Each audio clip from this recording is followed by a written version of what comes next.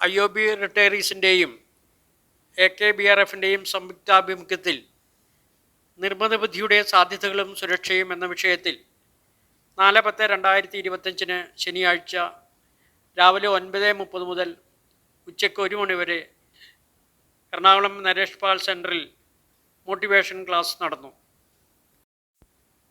പ്രമുഖ AI സാങ്കേതിക വിദഗ്ധൻ ശ്രീ ഉല്ലാസ് പൊന്നാടിയാണ് ക്ലാസ് നയിച്ചത്. ഇന്നത്തെ സാഹചര്യത്തിൽ AI അഥവാ നിർമ്മിത ബുദ്ധി നമ്മുടെ ജീവിതത്തിൽ ചെലുത്തുന്ന സ്വാധീനത്തിൻ്റെ നന്മയും തിന്മയും വിവിധ ഉദാഹരണങ്ങളോടെ അദ്ദേഹം വിശദീകരിച്ചു. ശ്രോതാക്കൾ അവരുടെ അനുഭവങ്ങളും പ്രശ്നങ്ങളും പങ്കുവച്ചു. ChatGPT, ജെമിനി, പെർപ്ലക്സിറ്റി തുടങ്ങിയ എല്ലാ AI ആപ്ലിക്കേഷൻസും എങ്ങനെ ഉപയോഗിക്കാമെന്ന് വീഡിയോ ക്ലിപ്പിംഗ്സിലൂടെ അദ്ദേഹം വിശദീകരിച്ചു. ലഞ്ചിന് ശേഷം cine artist Shri Santhosh Babu aerobic വ്യായാമത്തെക്കുറിച്ച് ഡെമോൺസ്ട്രേഷനോടെ വിശദമായി സംസാരിച്ചു. പാർട്ടിസിപ്പൻസിന് അദ്ദേഹം എയ്റോബിക് ഡാൻസിൽ പരിശീലനം നൽകി.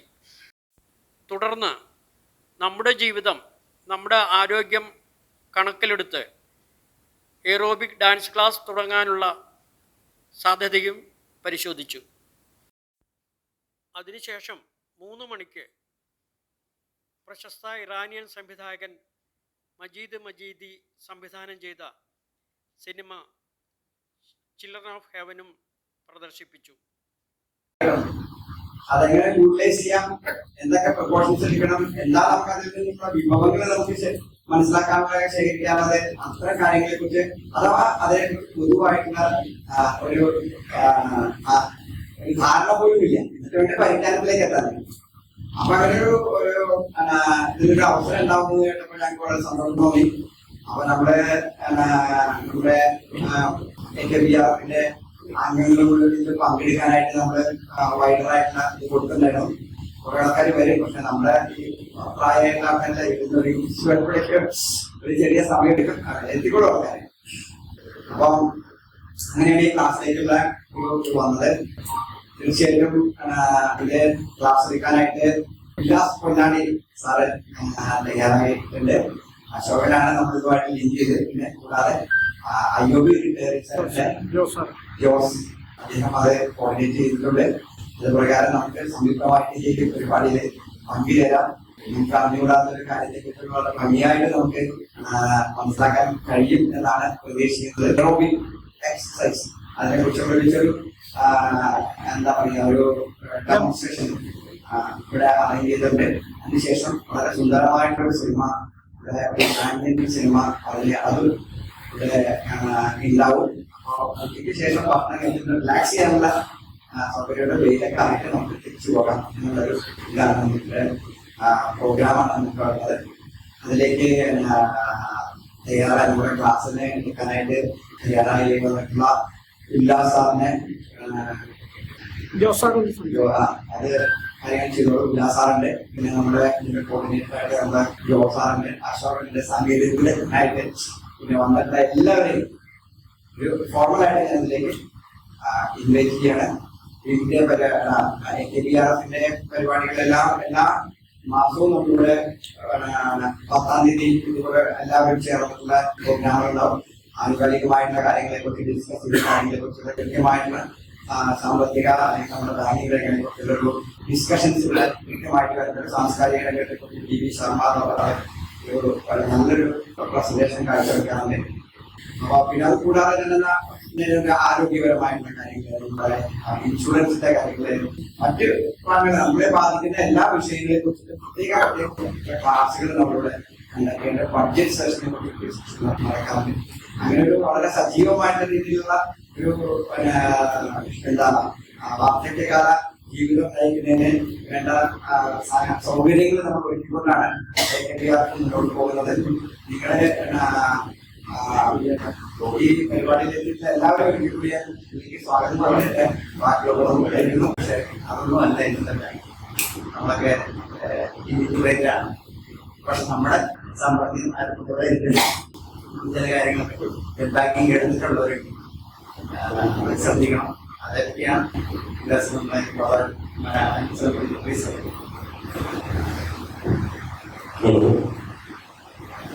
എല്ലാവർക്കും നമസ്കാരം.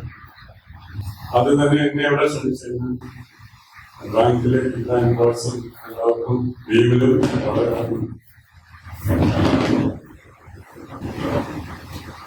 ഞാൻ കൂടുതൽ സംസാരിക്കാൻ ഉദ്ദേശിക്കുന്നു.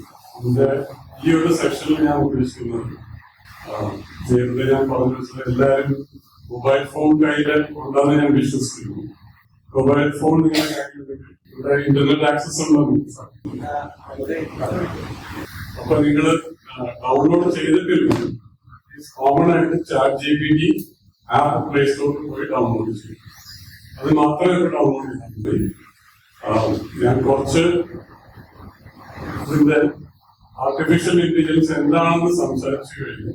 ഒന്ന് രണ്ട് യൂസ് കേസസ് നമ്മൾ സാധാരണ ഉപയോഗിക്കുന്ന സിനാരിയോസ് അല്ലെങ്കിൽ യൂസ് കേസസ് ഞാൻ ഇവിടെ ഡെമോൺസ്ട്രേറ്റ് ചെയ്യാം. അതിനുശേഷം നമുക്ക് നമ്മുടെ ഫോണിൽ ഇത് പല ഇന്റർഫേസസും ഉണ്ട്. ആ ഇന്റർഫേസസ് എന്താണെന്ന് ഞാൻ പറയാം. വോയിസ് വെച്ച് ചെയ്യാം, ടെക്സ്റ്റ് വെച്ച് ചെയ്യാം, ഇമേജ് വെച്ച് ചെയ്യാം.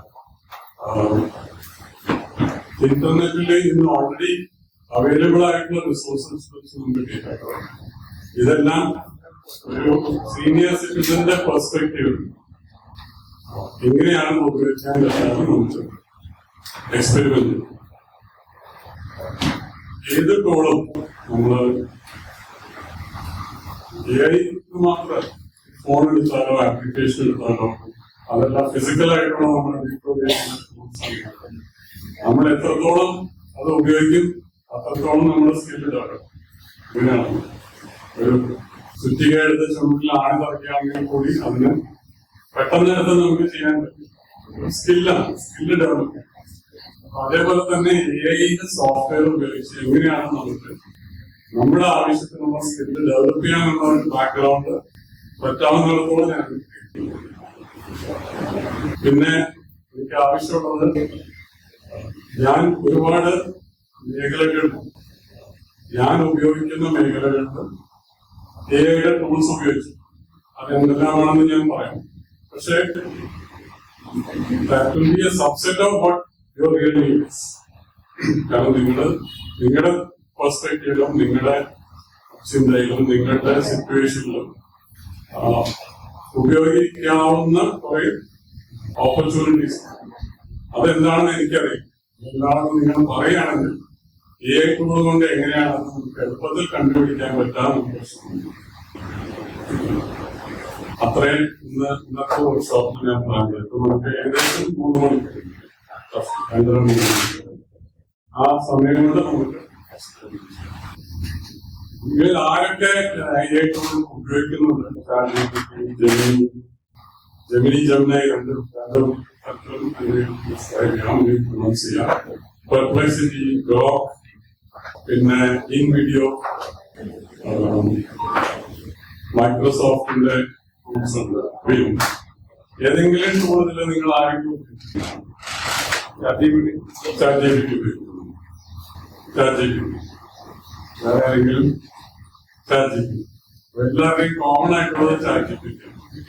അപ്പൊ ഇന്ന് ChatGPT ഡൗൺലോഡ് ചെയ്താണ്. ChatGPT ആണ് നമുക്ക് ഏറ്റവും എളുപ്പത്തിൽ പഠിക്കാൻ പറ്റുന്ന ഡിഫറൻസസ് ഞാൻ പറഞ്ഞു. പറയാമോ? സെഷൻ പ്രോഗ്രസ് ചെയ്യുന്ന ഞാൻ പറഞ്ഞു. ഇത് പണ്ടൊരു കഥയുണ്ട്. അച്ഛനും മകനും എന്റെ ഒരു കച്ചവടക്കാരൻ കാൽക്കുലേറ്റർ ഇറങ്ങിയ സമയം കസ്റ്റമർ കടയിൽ പോകുമ്പോൾ മകൻ നമ്മൾ വാങ്ങുന്ന സാധനം കാൽക്കുലേറ്ററിൽ എൻ്റർ ചെയ്തിട്ട് ടോട്ടൽ നമുക്ക് പറഞ്ഞു. അച്ഛൻ ആ സ്ലിപ്പ് എടുത്തിട്ട് മാനുവലി കണക്കൂട്ടി ഇത് കറക്റ്റ് ആണെന്ന് ചെക്ക് ചെയ്യും. അതുപോലെ തന്നെയാണ് നമ്മുടെ ChatGPT. നമ്മുടെ ചിന്താഗതി, നമ്മുടെ മൈൻഡ് സെറ്റ് അത് ആക്സെപ്റ്റ് ചെയ്യാൻ എളുപ്പമാണ്, സമയമെടുക്കും. എന്നാൽ 100% അത് പറയുന്ന ഇൻഫർമേഷൻ കറക്റ്റാണ്. നമുക്ക് എങ്ങനെയാണ് നമ്മുടെ ഒരു ഇന്റലിജൻസ് അതിൽ നമ്മൾ അപ്ലൈ ചെയ്യും. അതെങ്ങനെയാണെന്ന് ഞാൻ ഓർമ്മിക്കും. വേറെ ഏതെങ്കിലും ഇപ്പൊ നിങ്ങൾ ChatGPT ഉപയോഗിക്കുന്നതിൽ സ്പെസിഫിക് ആയിട്ട് എന്തിനാണ് ഉപയോഗിക്കുന്നത്? മാം എന്തിനാണ് ഉപയോഗിക്കുന്നത്? മെഡിക്കൽ അത് നന്നായിട്ട് സംശയിക്കേണ്ടത് ChatGPT സാർ എന്തിനാണ് ഉപയോഗിക്കുന്നത്?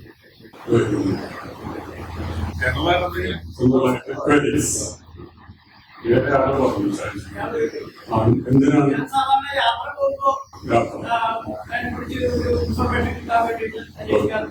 പിന്നെ കുട്ടികളുടെ എന്തെങ്കിലും സംശയങ്ങളുണ്ടെങ്കിൽ ഒരു എസ്സേ പ്രിപ്പയർ ചെയ്യുന്നു, അല്ലെങ്കിൽ എന്തെങ്കിലും ഒരു സയൻസ് സംബന്ധമായ സാധ്യതകൾ ചോദിച്ചാൽ അപ്പൊ ഒരു ബ്രീഫ് ഓവർവ്യൂ ഞാൻ പറയാം. ട്രാൻസ്ലേഷൻ അപ്പൊ ചില യൂസ് കേസസ് ഞാൻ യൂസ് ചെയ്തത് നിങ്ങൾ ആ സിനാരിയോസ് പറയുകയാണെങ്കിൽ എവിടെയൊക്കെയാണ് ഞാൻ ഉപയോഗിച്ചത്. ഒരു ബേസിക് ഓവർവ്യൂ എന്താണ് AI, എങ്ങനെയാണ് AI വന്നിരിക്കുന്നത്, അതൊന്ന് ഞാൻ പറയാം. യൂസ്ഫുൾ ആണ് അറിഞ്ഞിരിക്കാൻ. പ്രായോഗികമായി നമ്മൾ ഉപയോഗിക്കുമ്പോൾ എങ്ങനെയാണ് ഇത് നടക്കുന്നതെന്ന് അറിയാം. കുറച്ചുകൂടി നമുക്ക് മനസ്സിലാക്കാനും അതിന്റെ പൊട്ടൻഷ്യൽ ഉപയോഗിക്കാനും നമുക്ക് ആ ഒരു ഇൻഫർമേഷൻ യൂസ്ഫുൾ ആണ്. AI എന്ന് പറഞ്ഞ ടേം ഇന്ന് തുടങ്ങിയത് ഒരുപാട് വർഷങ്ങളായിട്ടുണ്ട്. Probably 60-70 years. അത്രയും പുറകോട്ട് പോയാൽ നമുക്ക് AI ടെക്നോളജിയെ പറ്റി പല പുസ്തകങ്ങളിലും പല സയന്റിസ്റ്റും ജേർണലിസ്റ്റും പബ്ലിഷ് ചെയ്തിട്ടുള്ള ആർട്ടിക്കിൾസ് ആയിരുന്നു. പക്ഷെ AI ഇത്രയധികം ആക്സലറേഷൻ എന്ന് പറയുന്നത് പ്രോഗ്രസ് നടന്നിരിക്കുന്നത് കഴിഞ്ഞ 4 വർഷം. അതിന് പല കാരണങ്ങളുമുണ്ട്. ഇന്ന് നമ്മള് കമ്പ്യൂട്ടർ എടുത്താലോ മൊബൈൽ ഫോൺ എടുത്താലോ അതിനകത്ത് ഉപയോഗിക്കുന്ന ചില ഇലക്ട്രോണിക് ഡിവൈസസ് ഉണ്ട്, ഇലക്ട്രോണിക് ചിപ്സ് ഉണ്ട്. ആ ഇലക്ട്രോണിക് സാധനങ്ങളുടെ അതിനൊരു കർവുണ്ട്. ഈ ഇലക്ട്രോണിക് സാധനങ്ങളുടെ പ്രോഗ്രഷൻ കർവ്. ഈ പ്രോഗ്രഷൻ കർവ് കഴിഞ്ഞ ഒരു 5 വർഷത്തിൽ ഒരു എക്സ്പ്ലോസീവ് കർവായിട്ട് അത് പ്രോഗ്രസ് ചെയ്തിട്ടുണ്ട്. ഇന്ന് നമ്മൾ ഉപയോഗിക്കുന്ന ഫോൺ ഉപയോഗിക്കുന്ന ചിപ്സെറ്റ്സ് ഞാൻ പഠിച്ചിറങ്ങിയ കാലത്ത് ഉപയോഗിച്ചിരിക്കുന്ന കമ്പ്യൂട്ടറിന്റെ ഒരു maybe 1000 times more powerful. ഞാൻ പഠിച്ചിറങ്ങിയത് 86-ലാണ്. 30+ years, maybe 40 years.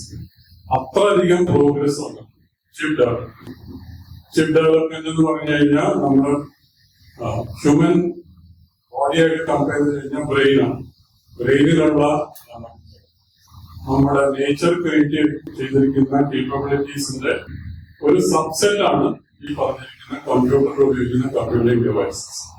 Everything right from sensors, നമ്മുടെ കണ്ണുകള്, കാതുകള്, നമ്മൾ സംസാരിക്കുന്നത്, ത്രോട്ട്, വോക്കൽ കോഡ്സിലൊക്കെ ബേസിക്കലി ഫിസിക്സ് വെച്ച് നമ്മൾ നോക്കിക്കഴിഞ്ഞാൽ ലെവൽ ഡിവൈസസ്. കണ്ണെന്ന് പറയുന്നത് ഇൻപുട്ട് ഡിവൈസാണ്. നമ്മൾ കാണുന്നു, ബ്രെയിനിലേക്ക് പോകുന്നു, ബ്രെയിൻ അതിനെ ഇമേജ് ആയിട്ട് ഇന്റർപ്രിറ്റ് ചെയ്യുന്നു, ജസ്റ്റേഴ്സ് ആയിട്ട് ഇന്റർപ്രിറ്റ് ചെയ്യുന്നു, ഇമോഷൻസ് ആയിട്ട് ഇന്റർപ്രിറ്റ് ചെയ്യുന്നു. അതുപോലെ തന്നെ നമ്മൾ കേൾക്കുന്നു, നമ്മൾ സംസാരിക്കുന്നത് ഔട്ട്പുട്ട് ഡിവൈസ്. അപ്പൊ ഇതെല്ലാം കൂടി കമ്പൈൻ ചെയ്തിട്ടുള്ള ഒരു ഹ്യൂമൻ ക്രിയേഷൻ ആണ് കമ്പ്യൂട്ടർ. കമ്പ്യൂട്ടർ അനലോജിക്കലി നമ്മളൊരു ഹ്യൂമൻ ബീയിങ്ങിനെ എടുത്ത് നോക്കിക്കഴിഞ്ഞാൽ നമ്മുടെ ബ്രെയിനിന്റെ ഒരു വളരെ ചെറിയ തോതിലുള്ള റെപ്ലിക്കേഷൻ. ആ റെപ്ലിക്കേഷന്റെ പവർ വളരെയധികം ഈ കഴിഞ്ഞ 5 വർഷം ഉപയോഗിക്കുന്നത്. അവിടെയാണ് ആർട്ടിഫിഷ്യൽ ഇന്റലിജൻസ് എന്നുള്ള നമ്മൾ ചിന്തിക്കുന്ന പോലെ ചിന്തിക്കാൻ കഴിവുള്ള എന്തോ ഒരു സാധനം നമ്മൾ ക്രിയേറ്റ് ചെയ്തു. ഇപ്പോഴത്തെ പ്രഡിക്ഷൻ എന്താണെന്ന് വെച്ചാൽ anywhere between 2035, which is 10 years from today, to 2045. 10 വർഷം 20 വർഷത്തിനിടയ്ക്ക് സിംഗുലാരിറ്റി എന്ന് പറയുന്ന ഫ്രേസ്. സിംഗുലാരിറ്റി എന്ന് പറയുന്ന ഒരു ട്രാൻസിഷൻ പോയിന്റ്. ഈ സിംഗുലാരിറ്റി എന്ന് പറഞ്ഞ ട്രാൻസിഷൻ പോയിന്റില് computers start thinking better than human beings ആണ് പ്രഡിക്ഷൻ. അപ്പൊ നമ്മളൊക്കെ ജീവിച്ചിരിക്കുന്ന കാലഘട്ടത്തിൽ അത് നടക്കുന്നതാണ് പ്രഡിക്ഷൻ. നല്ലതിനാണോ നല്ലതിനല്ല എന്ന് നമുക്ക് പറയാൻ പറ്റും. All depends upon how we use it. പക്ഷെ അതിന്റെ ഇൻഡിക്കേറ്റേഴ്സ് നമുക്ക് കണ്ടു through the use of AI and through the use of tools that are prepared. അപ്പൊ നമ്മള് ആ ഒരു ആസ്പെക്ട് ഇഗ്നോർ ചെയ്യാൻ പറ്റും. അതൊരു റിയാലിറ്റിയാണ്. 10-20 വർഷത്തിനുള്ളിൽ ഇത് നടക്കും. ഇത് സംഭവിക്കുകയാണെങ്കിൽ എങ്ങനെയാണ് നമ്മൾ അതിനെ പോസിറ്റീവായിട്ട് ആ ഒരു ട്രെൻഡിനെ ഉപയോഗിക്കാമെന്ന് പല ആപ്ലിക്കേഷനും നമ്മൾ പഠിക്കുന്നുണ്ട്. ഇഗ്നോർ ചെയ്തിട്ട് കാര്യം എന്ന് വെച്ചാൽ 100% സേഫ് ആണ്. ആ സേഫ്റ്റി ആസ്പെക്ട് നമുക്ക് കവർ ചെയ്യണം. എങ്ങനെയാണ് നമ്മൾ നമ്മുടെ പ്രൈവസിയും ഡേറ്റ ഇന്റഗ്രിറ്റിയും പ്രൊട്ടക്ഷനും ഒക്കെ നോക്കിക്കൊണ്ട് എങ്ങനെയാണ് ഈ കോഴ്സ് കമ്പ്യൂട്ടർ എന്ന് പറഞ്ഞാൽ സാധാരണ എന്റെ ഇതുവരെ അറിവ് വെച്ചാൽ പ്രോഗ്രാം ചെയ്യുന്നതാണ് ഇങ്ങോട്ട് ഔട്ട്പുട്ടായിട്ട്. അപ്പൊ അതിനൊക്കെ ബിയോണ്ട് പ്രോഗ്രാമിംഗ് ഈ ഇതുവരെയുള്ള ഒരു maybe about 5 years back കമ്പ്യൂട്ടറിന് സ്വയം ചിന്തിക്കാനുള്ള കഴിവുണ്ടായിരുന്നു. നമ്മള് automatic traffic lights close loop control system ആണ്. ഈ ട്രാഫിക് ലൈറ്റിന്റെ മുകളിലോ അല്ലെങ്കിൽ പെരിഫറിയിലോ സറൗണ്ടിങ്സിലോ സെൻസേഴ്സ് ഉണ്ട്. സെൻസേഴ്സ് എത്ര വാഹനങ്ങൾ ആ ഇന്റർസെക്ഷനിൽ പോകുന്നു കൗണ്ട് ചെയ്യുന്നു. ഒരു ഇന്റർസെക്ഷനില് ക്രോസ് ഇന്റർസെക്ഷൻ ആക്കി 2 ഡയറക്ഷനിലും എത്ര വെഹിക്കിൾസ് പോകുന്നു കൗണ്ട് ചെയ്യുന്നു. ഈ കൗണ്ട് ചെയ്യുന്നത് വെച്ചാണ് സിഗ്നലിന്റെ red to yellow to green ഉള്ള ട്രാൻസിഷൻ. ഇതൊരു ക്ലോസ് ലൂപ്പ് കൺട്രോൾ സിസ്റ്റം ആണ്. ഇതിനൊരു പോലീസിന്റെ ആവശ്യമില്ല. ഒരു ഇലക്ട്രോണിക് ഡിവൈസ് എവിടെയോ അവിടെ തന്നെ അവർ ഇൻസ്റ്റാൾ ചെയ്ത് വെച്ചിട്ടുണ്ട്. അത് ഓട്ടോമാറ്റിക്കലി ഡിസിഷൻ എടുക്കുന്നു. നമ്മുടെ ബ്രെയിൻ എന്ന് പറഞ്ഞത് ഈ ക്ലോസ് ലൂപ്പ് കൺട്രോൾ സിസ്റ്റത്തിന്റെ ഒരു ഇൻഫൈനൈറ്റ് എക്സ്റ്റൻഷൻ ആണ്. അത്രയ്ക്ക് പെട്ടെന്നാണ് നമ്മൾ ചിന്തിച്ച റെസ്പോൺസസ്. അപ്പൊ ഇതുവരെയുള്ള കമ്പ്യൂട്ടിംഗ് ഡിവൈസസ്, കമ്പ്യൂട്ടേഴ്സ് ആണെങ്കിലും ഫോണാണെങ്കിലും ഞാൻ ഈ പറഞ്ഞ ട്രാഫിക് സിഗ്നലിന്റെ ഒരു ചെറിയ എക്സ്റ്റൻഷൻ ആയിട്ട് വന്നു. ചിന്തിക്കുന്ന ലോജിക്ക് നമ്മൾ പ്രോഗ്രാം ചെയ്ത് കൊടുക്കുന്ന ലോജിക്. പക്ഷെ ഇപ്പോഴത്തെ ആർട്ടിഫിഷ്യൽ ഇന്റലിജൻസ് നമ്മളൊരു ബേസിക് സാധനം ഡിസൈൻ ചെയ്ത് കൊടുത്തു കഴിഞ്ഞാൽ പിന്നെ നമ്മളൊന്നും ചെയ്യേണ്ട ആവശ്യം.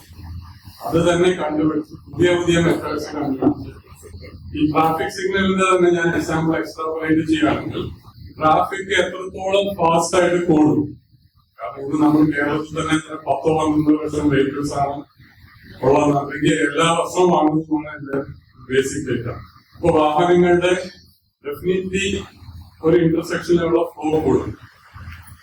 ഒന്നും റീപ്രോഗ്രാം ചെയ്യാതെ തന്നെ ഈ പറഞ്ഞ ഡിവൈസ് തന്നെത്താനെ ട്രാഫിക് പാറ്റേൺ കണ്ടുപിടിച്ച് സിഗ്നലിനെ റീപ്രോഗ്രാം ചെയ്യാം. അവിടെയാണ് ആർട്ടിഫിഷ്യൽ ഇന്റലിജൻസിന്റെ ഒരു ഇംപ്ലിമെന്റേഷൻ. നേരത്തെ നമ്മൾ പോയി റീപ്രോഗ്രാം ചെയ്യണം. ഒരു ഹ്യൂമൻ ബീയിങ് പോയി റീപ്രോഗ്രാം ചെയ്യണം. പിന്നെ അതിന്റെ ആവശ്യം അതിനകത്തുള്ള സോഫ്റ്റ്വെയർ തന്നെ തന്നെത്താനെ നമ്മൾ ബ്രെയിൻ ചിന്തിക്കുന്ന ചിന്തിച്ച് കണ്ടുപിടിച്ച് സോഫ്റ്റ്വെയർ തന്നെ മാറ്റി റീപ്രോഗ്രാം ചെയ്ത് ഇതിനെ ഒരു പ്രശ്നമാണ്.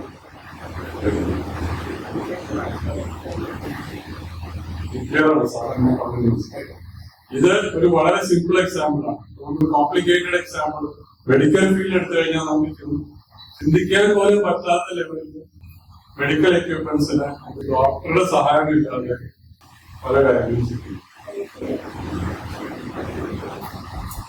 അതിന്റെ അത്രയ്ക്ക് എക്സ്റ്റൻഷൻ ആയിട്ട് എനിക്കിത് പറയാൻ പറ്റില്ല. പക്ഷെ ചില യൂസ് കേസസ് നമുക്ക് ഡിസ്കസ് ചെയ്യാം. അപ്പൊ അവിടെയാണ് ആർട്ടിഫിഷ്യൽ ഇന്റലിജൻസിന്റെ പൊട്ടൻഷ്യലും പോസിബിലിറ്റിയും ഓപ്പർച്യൂണിറ്റീസ്. ഇനി ആർട്ടിഫിഷ്യൽ ഇന്റലിജൻസിന്റെ നമ്മൾ കോറിലേക്ക് പോകുന്ന ആപ്ലിക്കേഷനിൽ പോകുന്നതിന് മുമ്പ് ചില ഇൻഡസ്ട്രിയൽ ഫോർകാസ്റ്റ് നമ്മളെല്ലാരും നമ്മുടെ ഒരു കരിയർ കഴിഞ്ഞ് റിട്ടയർമെന്റ് ലൈഫിലേക്ക് പോകുകയാണെന്ന് പറഞ്ഞാൽ we still are interacting with the society. നമുക്ക് സൊസൈറ്റിയായിട്ടുള്ള പലതരത്തിലുള്ള ഇന്ററാക്ഷൻസ് ഉണ്ട്. അതുപോലെ തന്നെ if your grandparents grandchildren ആയിട്ടുള്ള നമ്മുടെ ഇന്ററാക്ഷൻസ് ഉണ്ട്. അപ്പൊ അവരെ മനസ്സിലാക്കണമെങ്കിലും അവരെ ഗൈഡ് ചെയ്യണമെങ്കിലും ഇത് വളരെ യൂസ്ഫുൾ ആയിട്ട് പഠന രീതികൾ മൊത്തത്തിൽ മാറി വരും. പഠന രീതികളുടെ ഫോർകാസ്റ്റും ഞാൻ എഡ്യൂക്കേഷൻ ഫീൽഡിൽ കഴിഞ്ഞ 20 വർഷമായിട്ട് വർക്ക് ചെയ്യുന്ന ഒരു വ്യക്തിയാണ്. ഇന്നത്തെ ഫോർകാസ്റ്റും ട്രെൻഡും പറയുന്നത് 10 അല്ലെങ്കിൽ 15 വർഷം കഴിഞ്ഞാൽ സ്കൂൾ എന്ന് പറഞ്ഞ ഒരു ഫിസിക്കൽ കോൺസെപ്റ്റ് ഉണ്ടാവില്ല. There is no need for a physical school എന്നാണ് പറയുന്നത്. അത് നമ്മൾ ലോജിക്കലി ചിന്തിച്ചാൽ അതിന് ആവശ്യമില്ല. If the role of a school is only to impart basic knowledge for the school in life, the school has to go beyond that. നമ്മളതിനെ banking മേഖലയിലേക്ക് നമ്മൾ ട്രാൻസ്ലേറ്റ് ചെയ്യുകയാണെങ്കിൽ, ഞാൻ ജോലി ചെയ്യാൻ സ്റ്റാർട്ട് ചെയ്ത സമയത്ത് എന്ത് ട്രാൻസാക്ഷൻ ചെയ്യണമെങ്കിൽ നമുക്ക് ബ്രാഞ്ചിൽ പോകണം. ഇന്ന് ബ്രാഞ്ചിൽ പോകണം എന്ന് പറഞ്ഞു കഴിഞ്ഞാൽ തന്നെ ഒരു ഇറിറ്റേഷനാണ്, ഒരു മടിയാണ്. ഇറിറ്റേഷൻ നല്ല ഒരു മടിയാണ്. എല്ലാ കാര്യങ്ങളും നമുക്ക് ഓൺലൈൻ ചെയ്യാം. ക്യാഷ് എടുക്കണമെങ്കിൽ ATM പോകാം. അപ്പൊ അങ്ങനെ അത്യാവശ്യമായ ഒരു സാഹചര്യം വന്നാൽ മാത്രമേ നമ്മൾ ബാങ്കിൽ പോകുന്നു, ഇൻക്ലൂഡിങ് നിങ്ങളെ പോലുള്ള സീനിയർ സിറ്റിസൺസ്. ശരിയാണ്. പിന്നെ ഒരു ഫിസിക്കൽ ഇമോഷണൽ ഇന്ററാക്ഷൻ ആയിട്ട് പലപ്പോഴും നമ്മൾ പോയിരുന്നു. പക്ഷെ ട്രാൻസാക്ഷണൽ പോയിന്റ് ഓഫ് വ്യൂല് നമ്മൾ ബാങ്കിൽ പോകാറുണ്ട്. ഇതുപോലെ തന്നെയാണ് നമ്മൾ വീട്ടിൽ സാധനം വാങ്ങുന്നത്. ഒരു കടയിൽ പോയി സാധനം വാങ്ങണ്ടാത്ത സാഹചര്യങ്ങൾ വന്നിട്ടുണ്ട്. അവിടെയൊക്കെ ഈ പറഞ്ഞ സോഫ്റ്റ്വെയറും ആർട്ടിഫിഷ്യൽ ഇന്റലിജൻസും ഇതുപോലത്തെ ChatGPT ഇന്റർഫേസസ് ഒക്കെ വളരെയധികം പൊട്ടൻഷ്യലുണ്ട് യൂസ്. അത് നമുക്ക് ബേസിക്കലി ഈ കോൺടെക്സ്റ്റ് എന്താ ഞാൻ സെറ്റ് ചെയ്യുന്നില്ല. നമ്മുടെ കഴിഞ്ഞ 5 വർഷത്തിൽ ഇത്ര അധികം AI എന്ന് പറഞ്ഞ ഫീൽഡിൽ ഇൻവോൾവ് ആയി ഫോക്കസ് ചെയ്തു. എല്ലാ മാസത്തിലാണ് അതിന്റെ എവറി മന്ത്. അടുത്ത 5 വർഷത്തിൽ എന്തൊക്കെയാ സംഭവിക്കാമെന്ന് ചിന്തിക്കാൻ പറ്റും. The more we know how to use it as a user, ഇപ്പോൾ ഫൗണ്ടേഷൻ ലെവലാണ്. നമുക്ക് അടുത്ത എവല്യൂഷൻ വരുമ്പോഴത്തേക്ക് വളരെ പെട്ടെന്ന് അതിലേക്ക്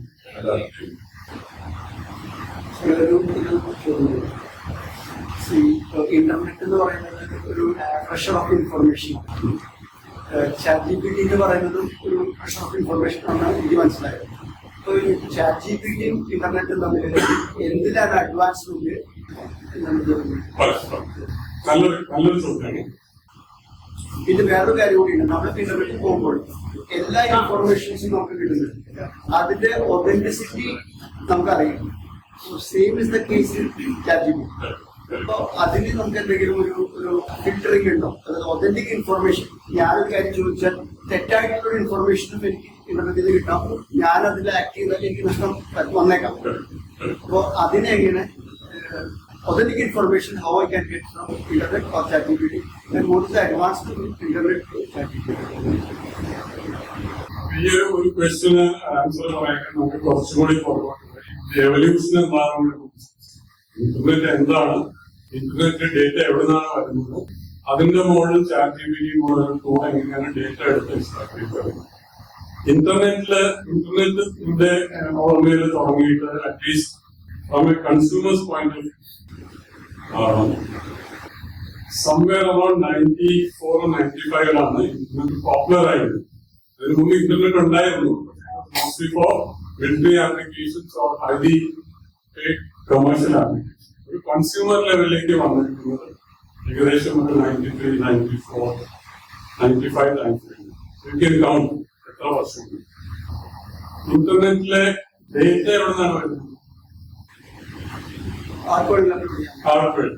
So internet data. Internet is like an enormous, expandable library. ഈ ലൈബ്രറിയിലേക്ക് വരുന്ന ഇൻഫർമേഷൻ ഫീഡ് ചെയ്യുന്നത് നമ്മളാണ്. ആ ഫീഡ് ചെയ്യുന്ന ഡേറ്റ എങ്ങനെയാണ് നമ്മൾ ഫീഡ് ചെയ്യുന്നത്? Internet interaction. നമ്മൾ ഒരു ഡിവൈസ് ഉപയോഗിച്ച് ഇന്റർനെറ്റ് ആയിട്ട് ഇന്ററാക്ട് ചെയ്യുമ്പോൾ ആ ഡേറ്റ കംപ്ലീറ്റ്ലി ഇന്റർനെറ്റിലേക്ക് ഫീഡ് ആകും. ഗൂഗിളിന്റെ സെർച്ച് എഞ്ചിൻ എടുത്ത് നമ്മൾ എന്ത് സെർച്ച് ചെയ്താലും ഗൂഗിളിന്റെ സെർവറില് നമ്മുടെ കഴിഞ്ഞ 30 വർഷത്തെ സെർച്ച് ഡേറ്റ കാണിക്കും. ഇത് 40 വർഷത്തെ. അങ്ങനെ ഓരോ വ്യക്തിയും ഇന്റർനെറ്റ് ഉപയോഗിക്കുമ്പോൾ ആ വ്യക്തി ഉപയോഗിക്കുന്ന ഡേറ്റ കംപ്ലീറ്റ്ലി ഇന്റർനെറ്റിന്റെ ബാക്ക് എൻഡിലെ സ്റ്റോറേജിലേക്ക് പോകും. അങ്ങനെയാണ് ഇന്റർനെറ്റ് ലൈബ്രറി ഉപയോഗിക്കുന്നത്. One of course is to search and mining information. പിന്നെ ഒത്തന്റിക് ആയിട്ടുള്ള ഇൻഫർമേഷൻ ഫീഡ് ചെയ്യുന്ന ഓർഗനൈസേഷൻസ്, യൂണിവേഴ്സിറ്റീസ് ആവാം, കമ്പനീസ് ആവാം, ഇൻഡിവിജ്വൽസ് ആവാം. അവിടെയാണ് ഇന്റർനെറ്റിന്റെ പവർ. നമ്മൾ ക്ലാസിക് ലൈബ്രറി എടുത്തു കഴിഞ്ഞാൽ ഒരു ലൈബ്രറിയിൽ നമ്മൾ പോയി പുസ്തകം എടുക്കുന്നു, വായിക്കുന്നു. പലതരത്തിലുള്ള പുസ്തകമുണ്ട്. ഫിക്ഷൻ ഉണ്ട്, നോൺ ഫിക്ഷൻ ഉണ്ട്, ഇൻഫർമേഷൻ ഉണ്ട്, ടെക്നോളജി ഉണ്ട്. പക്ഷെ അവിടെ ഇരിക്കുന്ന പുസ്തകത്തിലുള്ള ആ ഇൻഫർമേഷൻ ഹൈലി സ്കിൽഡ് ആയിട്ടുള്ള നോളജബിൾ ആയിട്ടുള്ള വ്യക്തികൾ എഴുതി അതിനെ എഡിറ്റ് ചെയ്ത് ഓതന്റിക്കേറ്റ് ചെയ്ത് അതിനുശേഷമാണ് പബ്ലിഷിംഗിലേക്ക് വരുന്നത്. ആ പബ്ലിഷ് ഇൻഫർമേഷൻ ആണ് നമ്മൾ എടുത്തു പോയത്. If you ask me today, ലൈബ്രറിയിൽ കിട്ടുന്ന പുസ്തകങ്ങളുടെ ഓതന്റിസിറ്റി കിട്ടുന്നില്ല. കാരണം ഇന്റർനെറ്റിൽ ആ ഒരു ഓതന്റിസിറ്റി കിട്ടും. എന്നാൽ ഇന്റർനെറ്റിനെ ഓതന്റിക്കേറ്റ് ചെയ്യാനായിട്ടുള്ള ഇൻസ്റ്റിറ്റ്യൂഷൻസ് ഉണ്ട്, ഓർഗനൈസേഷൻസ് ഉണ്ട്. സോ ദ ചാലഞ്ച് ഈസ്, നമ്മള് ഈ ഭൂമിയിൽ ഏകദേശം 800 കോടി വ്യക്തികൾ, റഫ്ലി 800 കോടിയിലൊരു 25% ആൾക്കാർ ഇൻഫർമേഷൻ ഫീഡ് ചെയ്യുന്നുണ്ടെങ്കിൽ മേ ബി 10%, 25%. ഇത്രയും ഇൻഫർമേഷൻ ഓതന്റിക്കേറ്റ് ചെയ്യാനുള്ള ഒരു സംവിധാനം അത് കാരണമാണ് ഇന്റർനെറ്റിൽ പലപ്പോഴും നമ്മൾ സെർച്ച് ചെയ്യുമ്പോൾ കറക്റ്റായിട്ട് ഇൻഫർമേഷൻ. അപ്പൊ അതൊരു റിയാലിറ്റി. ആ റിയാലിറ്റി നമ്മൾ ആക്സെപ്റ്റ്. അതാണ് മാം ചോദിച്ച ക്വസ്റ്റ്യൻ, എത്രത്തോളം ഓതന്റിക് ആണ് ഇൻഫർമേഷൻ. പക്ഷെ നമ്മളെങ്ങനെ കണ്ടുപിടിക്കും? ഇന്റർനെറ്റിൽ നമ്മൾ സെർച്ച് ചെയ്ത് സിമ്പിൾ ആയിട്ടുള്ള മെത്തേഡ്സ്, നമ്മളൊരു ഇൻഫർമേഷൻ സെർച്ച് ചെയ്യാം. അത് പല സൈറ്റുകളിൽ നിന്ന് സെർച്ച് ചെയ്യും. അവിടെ നമ്മുടെ റെസ്പോൺസിബിലിറ്റി ആണ് ഏത് ഇൻഫർമേഷൻ ആണ് ഓതന്റിക് എന്ന് കണ്ടുപിടിക്കും. പിന്നെ നമുക്ക് കിട്ടുന്ന ഇൻഫർമേഷന്റെ സാധാരണ സോഴ്സ് നമുക്ക് കിട്ടുന്ന ഇൻഫർമേഷൻ ഉണ്ടാവും.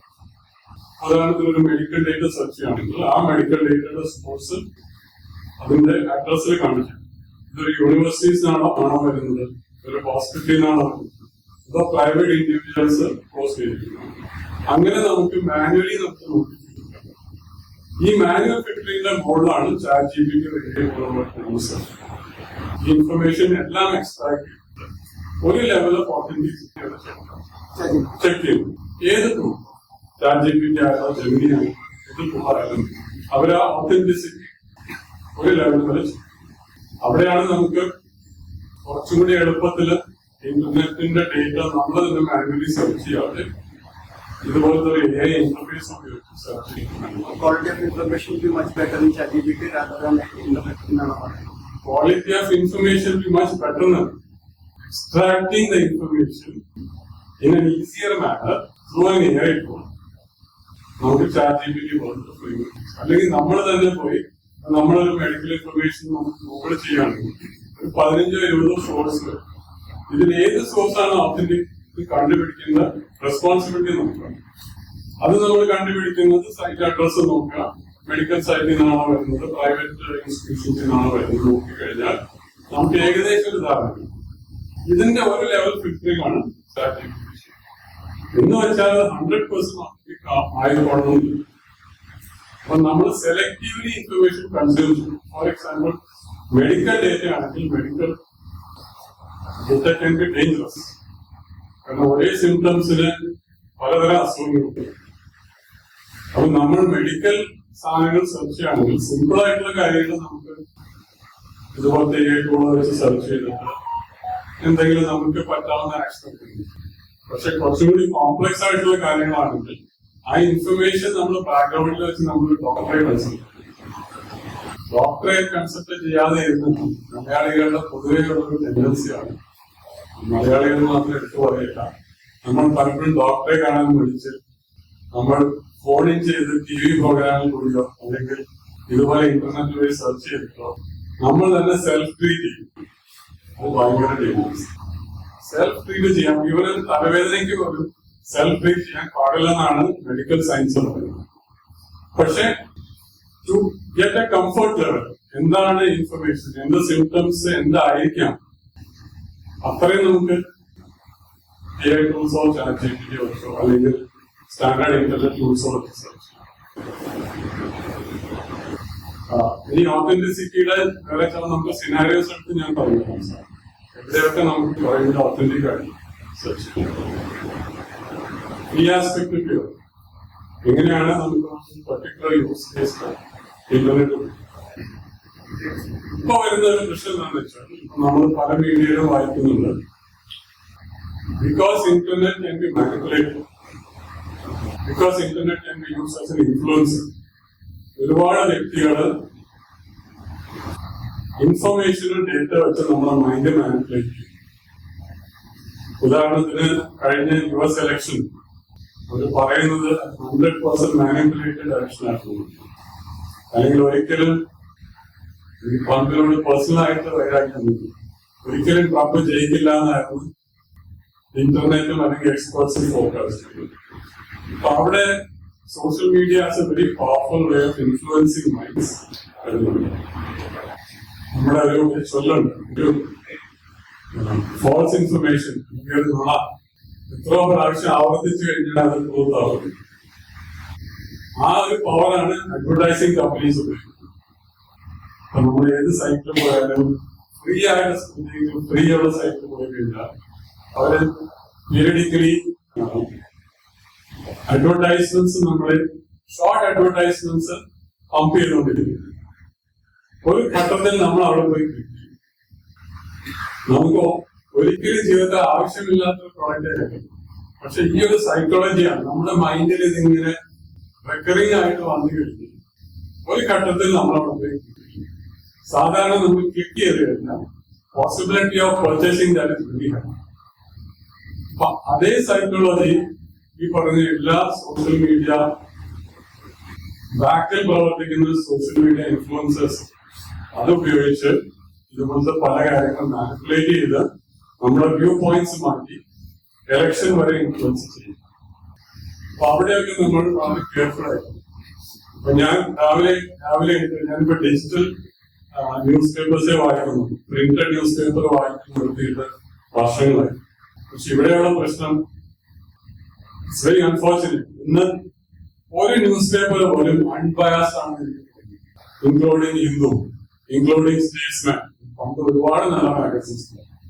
ഒരു ന്യൂസ് പേപ്പറും ഒത്തന്റിക് ആണെന്ന് എനിക്ക് തോന്നുന്നു. അപ്പൊ അതുപോലത്തെ ഏതെങ്കിലും ഡിഫിക്കൽട്ട് ആയിട്ടുള്ള ന്യൂസ് വരികയാണെങ്കിൽ ഞാൻ ഒരു 7-8 ന്യൂസ് പേപ്പർ വായിക്കും. ഈ 7-8 ന്യൂസ് പേപ്പറിൽ നിന്നുള്ള മൾട്ടിപ്പിൾ പെർസ്പെക്ടീവ്സ് എടുത്ത് കഴിഞ്ഞിട്ട് എന്റെ മൈൻഡ് കൊണ്ട് അനലൈസ് ചെയ്ത് ഏതാണ് ഒരു കറക്റ്റ് എനിക്ക് പറ്റാവുന്ന രീതിയിൽ ഞാൻ ഇത് ശരിയാവണമെന്നില്ല.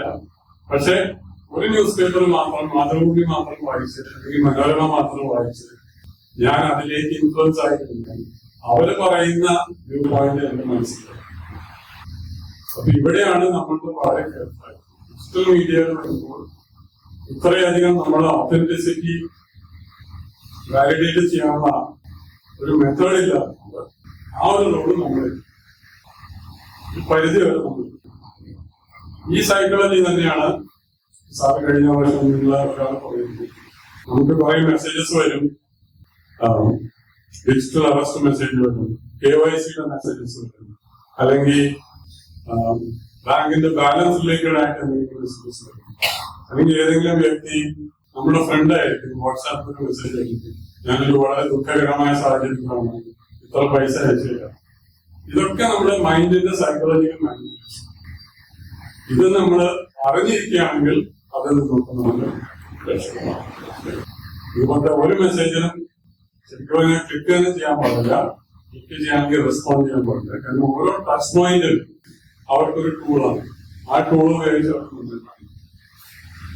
അത് നമ്മൾ വളരെ എസ്പെഷ്യലി സീനിയർ സിറ്റിസൺസിനാണ് കൂടുതൽ പ്രാധാന്യം. കാരണം പെട്ടെന്ന് നമ്മുടെ മൈൻഡിൽ ഒരു പേടി അവർക്ക് കൊണ്ടുവരണം. പേടി വന്നു കഴിഞ്ഞാൽ നമ്മൾ പിന്നെ ആവശ്യമില്ലാത്ത കുറെ ആക്ഷൻസ്. അത് ഞാനിപ്പോ ഈ ഒരു സെഷനിൽ കവർ ചെയ്യാൻ പറ്റില്ല. പക്ഷെ അങ്ങനെ ഒരു സെഷൻ വേണമെങ്കിൽ നമുക്ക് സൈബർ സെക്യൂരിറ്റിയുടെ അറിയിക്കും എക്സ്പേർട്സിന് ഒരു ബ്രേക്ക് എടുത്തിട്ട് ഞാൻ കുറച്ച് ChatGPT വഴി സിമ്പിൾ ആയിട്ടുള്ള എന്തൊക്കെ ചെയ്യാൻ പറ്റുമെന്ന് കാണിച്ചു. എന്നിട്ട് നമുക്ക് നമ്മളെ ചെറിയ ബ്രേക്ക് നമ്മളെ ഇൻഫർമേഷൻ ഞാൻ സാറിനോട് ഒരു ക്വസ്റ്റ്യൻ ചോദിക്കുകയാണ്. ആ ഇൻഫർമേഷൻ തിരിച്ചാൽ റെസ്പോൺസ് എന്നോട് സാറ് സംശയം ചോദിച്ചു. എന്റെ ഒരു ജീവിതത്തിൽ എനിക്കറിയാവുന്ന ആ സബ്ജക്റ്റിനെ പറ്റിയിട്ടുള്ള എന്റെ അറിവിന്റെ പരിധിയിൽ നിന്നുകൊണ്ട് ഞാൻ സാറിനെ എക്സാക്ട്ലി സെയിം പ്രൊസീജിയർ ആണ് ChatGPT പുറത്തുനിന്ന് ബേസിക്കലി ചാറ്റ് ജിപിടിക്ക് മുമ്പ് നമ്മൾ അങ്ങനെ ഒരു സാധനം കണ്ടുപിടിച്ചു. അപ്പൊ നമ്മള് നേരത്തെ പറഞ്ഞു ഇന്റർനെറ്റ് ഉണ്ട്, ഡിവൈസസ് ഉണ്ട്, ഡേറ്റ കളക്ഷൻ ഉണ്ട്. ഡേറ്റ കളക്ഷൻ വരുന്നത് നമ്മുടെ സെർച്ച് വഴിയാണോ, അതല്ല ഒത്തന്റിക് ആയിട്ടുള്ള യൂണിവേഴ്സിറ്റീസോ റെസ്പോൺസിബിൾ ആയിട്ടുള്ള ആൾക്കാർ ഫീഡ് ചെയ്യുന്ന ഇൻഫർമേഷൻ ആണോ, അതല്ലെങ്കിൽ പ്രൈവറ്റ് ഇന്റലിജൻസ് ഫീഡ് ചെയ്യുന്ന ഇൻഫർമേഷൻ ആണോ. ഈ കളക്റ്റീവ് ആയിട്ടുള്ള ഇൻഫർമേഷൻ പോകുന്നത് ഡേറ്റ പോകുന്നത് ഡേറ്റാബേസ് എന്ന് പറഞ്ഞ ഒരു അബ്സ്ട്രാക്ട് ടേമാണ്. ഡേറ്റാബേസ് മാത്രം ഓർത്തുവെച്ചാൽ database is basically a collection of data store somewhere. ആ സംവെയറാണ് നമ്മൾ ക്ലൗഡ് എന്ന് പറയുന്നത്. ക്ലൗഡ് എന്ന് പറയുന്നത് നമുക്ക് കാണാൻ പറ്റാത്ത ഒരു ഡേറ്റ സ്റ്റോറേജ്. ഇത്ര മാത്രം നമ്മൾ അറിയണം. എവിടെയോ നമുക്ക് കാണാൻ പറ്റാത്ത ഒരു ഏരിയയില് വലിയ collection of data, like a vast library. ആ ലൈബ്രറിയില് പലതരത്തിലുള്ള മെത്തേഡ്സ് ഉപയോഗിച്ചും അൽഗോരിതംസ് ഉപയോഗിച്ചും ഡേറ്റ കളക്ട് ചെയ്യുന്ന ഒരു ഫ്രെയിംവർക്കാണ് ആർട്ടിഫിഷ്യൽ ഇന്റലിജൻസ്. നമ്മൾ പോയിന്റ് ഓഫ് ചാറ്റ് എഐക്ക് വേറെ പല റോഡ്സും ഉണ്ട്. പക്ഷെ ഈ ഒരു സിനാരിയോയില് എഐ ചെയ്യുന്നത് പല സ്ഥലങ്ങളിലുള്ള ഡേറ്റ ഡിസ്ട്രിബ്യൂട്ടഡ് ആണ്. സ്ഥലത്ത് മാത്രമല്ല. നമ്മൾ ഒരു പ്രോംപ്റ്റ് കൊടുക്കുമ്പോൾ ചാറ്റ് ജിപിടിക്ക് ഒരു പ്രോംപ്റ്റ് പറയുകയാണ്, ഇംഗ്ലീഷിലാവാം, മലയാളത്തിലാവാം, ഏത് ഭാഷയിലാവാം. ആ പ്രോംപ്റ്റിനെ ട്രാൻസ്ലേറ്റ് ചെയ്ത് കമ്പ്യൂട്ടറിന് മനസ്സിലാകാൻ പറ്റുന്ന ഒരു ലാംഗ്വേജ്, ഫോർ എക്സാമ്പിൾ പൈത്തൺ, ആ ലാംഗ്വേജിലേക്ക് ട്രാൻസ്ലേറ്റ് ചെയ്ത് ആ ട്രാൻസ്ലേറ്റ് ചെയ്തിരിക്കുന്ന പ്രോഗ്രാമിംഗ് സെറ്റ് ഓഫ് ഇൻസ്ട്രക്ഷൻസ് ഈ വേൾഡിലുള്ള എല്ലാ ഡേറ്റയും എക്സ്ട്രാക്ട് ചെയ്ത് മൈൻഡ് ചെയ്ത് അതിനെ കളക്ട് ചെയ്ത് നമ്മൾ എന്താണ് ഉദ്ദേശിക്കുന്നത് അതിലേക്ക് ഫിൽട്ടർ ചെയ്ത് തിരിച്ച് ഫീഡ്ബാക്ക് ചെയ്യുന്ന മെക്കാനിസമാണ് ചാറ്റ് ജിപിടി പ്രോസസ് സോഫ്റ്റ്വെയർ. ഈ പറയുന്ന പ്രോസസ് ഇന്റർനെറ്റ് ചെയ്യുന്നില്ല. ഇന്റർനെറ്റിൽ നമ്മൾ ചെയ്യുന്നുണ്ട്. ഇന്റർനെറ്റിന്റെ ഈ പറയുന്ന പ്രോസസ്സാണ് സെർച്ച് എഞ്ചിൻ. ഇപ്പൊ ഗൂഗിൾ പോലത്തെ സെർച്ച് എഞ്ചിനോ, ബിങ് പോലത്തെ സെർച്ച് എഞ്ചിനോ, യാഹൂ പോലത്തെ സെർച്ച് എഞ്ചിനോ ഇതെല്ലാം ചെയ്യുന്നു. പക്ഷെ ഈ സെർച്ച് എഞ്ചിൻസ് ഒന്നും ഡേറ്റയെ കൊളേറ്റ് ചെയ്ത് നമുക്ക് ആവശ്യമുള്ള രീതിയിൽ ഫിൽട്ടർ ചെയ്ത് തരുന്ന പ്രോസസ്സാണ് chat GPT. First. Second step is, ഞാൻ സാറിനോട് വന്ന് ബാങ്കിങ് സിനാരിയോ ആണെന്ന്, സാർ ബാങ്കിൽ വർക്ക് ചെയ്യണം, ഞാൻ ഫ്രീക്വൻലി സാറിന്റെ അടുത്ത് പഠിക്കും, may be over period of 6 months. ഞാൻ വന്ന് ഒരു സാറിനോട് ഒരു ചോദ്യം ചോദിക്കുമ്പോൾ എനിക്ക് കിട്ടുന്ന റെസ്പോൺസിബിലിറ്റി ഒരു പുതിയ കസ്റ്റമർ വന്ന് സാറിനോട് സംസാരിക്കുമ്പോൾ കിട്ടുന്ന റെസ്പോൺസ് ക്യാൻ ബി ഡിഫറെന്റ്. അതിന്റെ കാരണം യു ഓൾറെഡി നോ മീ, എന്റെ ഹിസ്റ്ററി സാറിന് അറിയാം, എനിക്ക് ഏതൊക്കെ അക്കൗണ്ട്സ് ഉണ്ടെന്ന് സാറിന് അറിയാം. കുറച്ചും കൂടി കെയർഫുൾ ആയിട്ട് ഒരു കസ്റ്റമറെ ഒബ്സർവ് ചെയ്യുകയാണെങ്കിൽ ആ കസ്റ്റമറിന്റെ നീഡ് എന്താണെന്ന് പറയുന്ന സാധനം, ആ നീഡ് വെച്ചിട്ടുള്ള ക്വിക്ലി ഫിൽട്ടർ ഡേറ്റയാണ് സാർ കൊടുക്കുന്നത്. എക്സാക്ട്ലി തന്നെയാണ് ചാറ്റ് ജിപിടി ചെയ്യുന്നത്. ഒരു ഒരാഴ്ച മുമ്പ് ക്യൂരിയോസിറ്റിക്കായിട്ട് ഞാൻ ഇങ്ങനെ പലതും എക്സ്പെരിമെന്റ് ചെയ്തോണ്ടിരുന്നു. ഞാൻ ചാറ്റ് ജിപിടിയിൽ പോയിട്ട് ഹൂ ഈസ് ഉല്ലാസ് പൊന്നാടി, അപ്പൊ എനിക്കറിയാത്ത കാര്യങ്ങൾ പോലും ചാറ്റ് ജിപിടിയെ ഇത് കാരണം എന്താണെന്ന് വെച്ചാൽ ഈ ഡേറ്റാബേസ് വേൾഡ് വൈഡിൽ കിടക്കുന്ന ഡേറ്റാബേസിൽ അതിനെ പറ്റിയുള്ള ഇൻഫർമേഷനും ഞാൻ കഴിഞ്ഞ ഒരു വർഷത്തിനുള്ളിൽ ചാറ്റ് ജിപിടിയോട് ചോദിച്ചിരിക്കുന്ന ക്വസ്റ്റ്യൻസും എല്ലാം കൂടി അഗ്രിഗേറ്റ് ചെയ്തിട്ട് ബ്യൂട്ടിഫുൾ ആയിട്ട് ഒരു റെസ്യൂമെ പോലെ എന്റെ ഉണ്ടാക്കുന്നത്. അപ്പൊ അവിടെയാണ് ചാറ്റ് ജിപിടി എക്സ്ട്രീം പേഴ്സണലൈസേഷൻ. ഇത് ഒരു സെർച്ച് എഞ്ചിൻ ചെയ്യാം. സെർച്ച് എഞ്ചിനെ പേഴ്സണലൈസ് ചെയ്യും, ഒരു പരിധി വരെ പേഴ്സണലൈസ്. നമ്മുടെ സെർച്ച് പേഴ്സണലൈസ് ആണ്. സാറ് സെർച്ച് ചെയ്യുന്നത് ഞാൻ സെർച്ച് ചെയ്യുന്ന ഡേറ്റ നമ്മൾ ചെയ്യുന്നത്. പക്ഷെ ഈ ലെവലിലുള്ള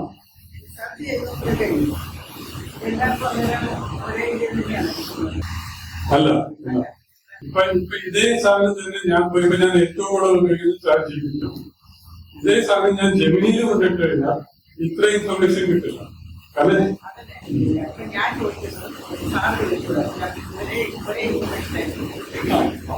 ബേസിക് ഇൻഫർമേഷൻ. പക്ഷെ ഇപ്പൊ മാം എന്നെ പറ്റി പോയി സെർച്ച് ചെയ്യണമെങ്കിൽ മാമിന് കിട്ടുന്ന ഇൻഫർമേഷൻ ജനറിക് ആയിട്ട് ഇന്റർനെറ്റിൽ കിടക്കുന്ന ഇൻഫർമേഷനാണ്.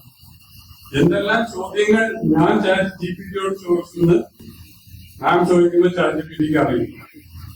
അത് ഇതിനെ പറ്റിയുള്ള ആ എക്സ്ട്രാ ഇൻഫർമേഷൻ ChatGPT സ്റ്റോർ ചെയ്യും. Personalised content. പേഴ്സണലൈസ്. ഞാൻ ആ ബാങ്കിന്റെ എക്സാമ്പിൾ പറഞ്ഞു. ആ ഡേറ്റ നമ്മൾ എവിടെ സ്റ്റോർ ചെയ്യുന്നില്ല, നമ്മുടെ മൈൻഡിൽ സ്റ്റോർ ആവും. അങ്ങനെയാണല്ലോ നമ്മളൊരു കസ്റ്റമർക്ക് ഹൈലി പേഴ്സണലൈസ്ഡ് സർവീസ് കൊടുക്കുന്നത്. അതായത് ഞാൻ കേട്ടിട്ടുള്ളത് ChatGPT updated up to 31st December 2023 ഉള്ളൂ. ബട്ട് ഇന്റർനെറ്റ് ഇത് അപ്ഡേറ്റഡ് ടുഡേ എന്ന് പറയുന്നത് ശരിയാണോ? അത് ഒരു പരിധി വരെ ശരിയാണ്. അപ്പൊ ChatGPT പുതിയ വെർഷൻസ് വന്നുകൊണ്ടിരിക്കുന്നുണ്ട്. സാധാരണ നമ്മൾ സെർച്ച് ചെയ്യുമ്പോൾ അത് പറയും. കാരണം അതിന്റെ റീസൺ എന്താണെന്ന് വെച്ചാൽ ഈ പറഞ്ഞ 2-3 കാര്യങ്ങളുണ്ട്. ഓതന്റിസിറ്റി ഓഫ് ഇൻഫർമേഷൻ ഒരു പരിധി വരെ ChatGPT ഡെവലപ്പ് ചെയ്യുന്ന ആൾക്കാരെ ചെക്ക് ചെയ്യുന്നത്. അപ്പൊ ഇത്രയധികം കസ്റ്റമൈസ്ഡ് ആയിട്ട് ഫിൽട്ടർ ചെയ്ത ഇൻഫർമേഷൻ നമുക്ക് തരണമെങ്കിൽ അത് റീസണബിളി ഓതന്റിക് ആണ്. ഏറ്റവും ലേറ്റസ്റ്റ് ഡേറ്റ എടുത്ത് നമുക്ക് തന്നു കഴിഞ്ഞാൽ ആ ഒരു റീസൺ കൊണ്ടാണ് സാധാരണ ChatGPT പോലത്തെ ഒരു എഞ്ചിൻ ഇന്റർനെറ്റിലേക്കാളും കുറച്ച് സിങ്ക് ചെയ്ത് വരാൻ കുറച്ച് സമയം. പക്ഷെ ഫാസ്റ്റായിട്ട് വരില്ല. മെഡിക്കൽ ഇതുമായിട്ട് ബന്ധപ്പെട്ടിട്ടുള്ളത് നമ്മൾ സെർച്ച് ചെയ്യുമ്പോൾ പലപ്പോഴും കിട്ടുന്ന ഇൻഫർമേഷൻ കറക്റ്റ് ആവണമെന്നില്ല. അപ്പോൾ ഒതന്റിക് ആയിട്ട് മയോ ക്ലിനിക് അവരുടെ സൈറ്റിൽ പോയിട്ട് എടുക്കുന്ന ഇൻഫർമേഷൻ കറക്റ്റ് ആയിരിക്കും.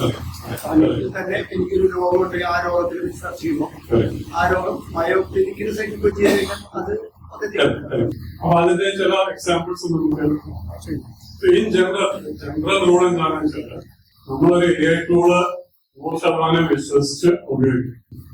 പക്ഷെ ഒരു നമ്മുടെ ആവശ്യത്തിനുള്ള 70%-80% സിനാരിയോസിൽ നമ്മളെ ഫിസിക്കലി അല്ലെങ്കിൽ ഹെൽത്ത് വൈസ് അല്ലെങ്കിൽ ഹൈലി ഇമോഷണലി ബാധിക്കാത്ത കാര്യങ്ങൾ നമുക്ക് ChatGPT വെച്ചു.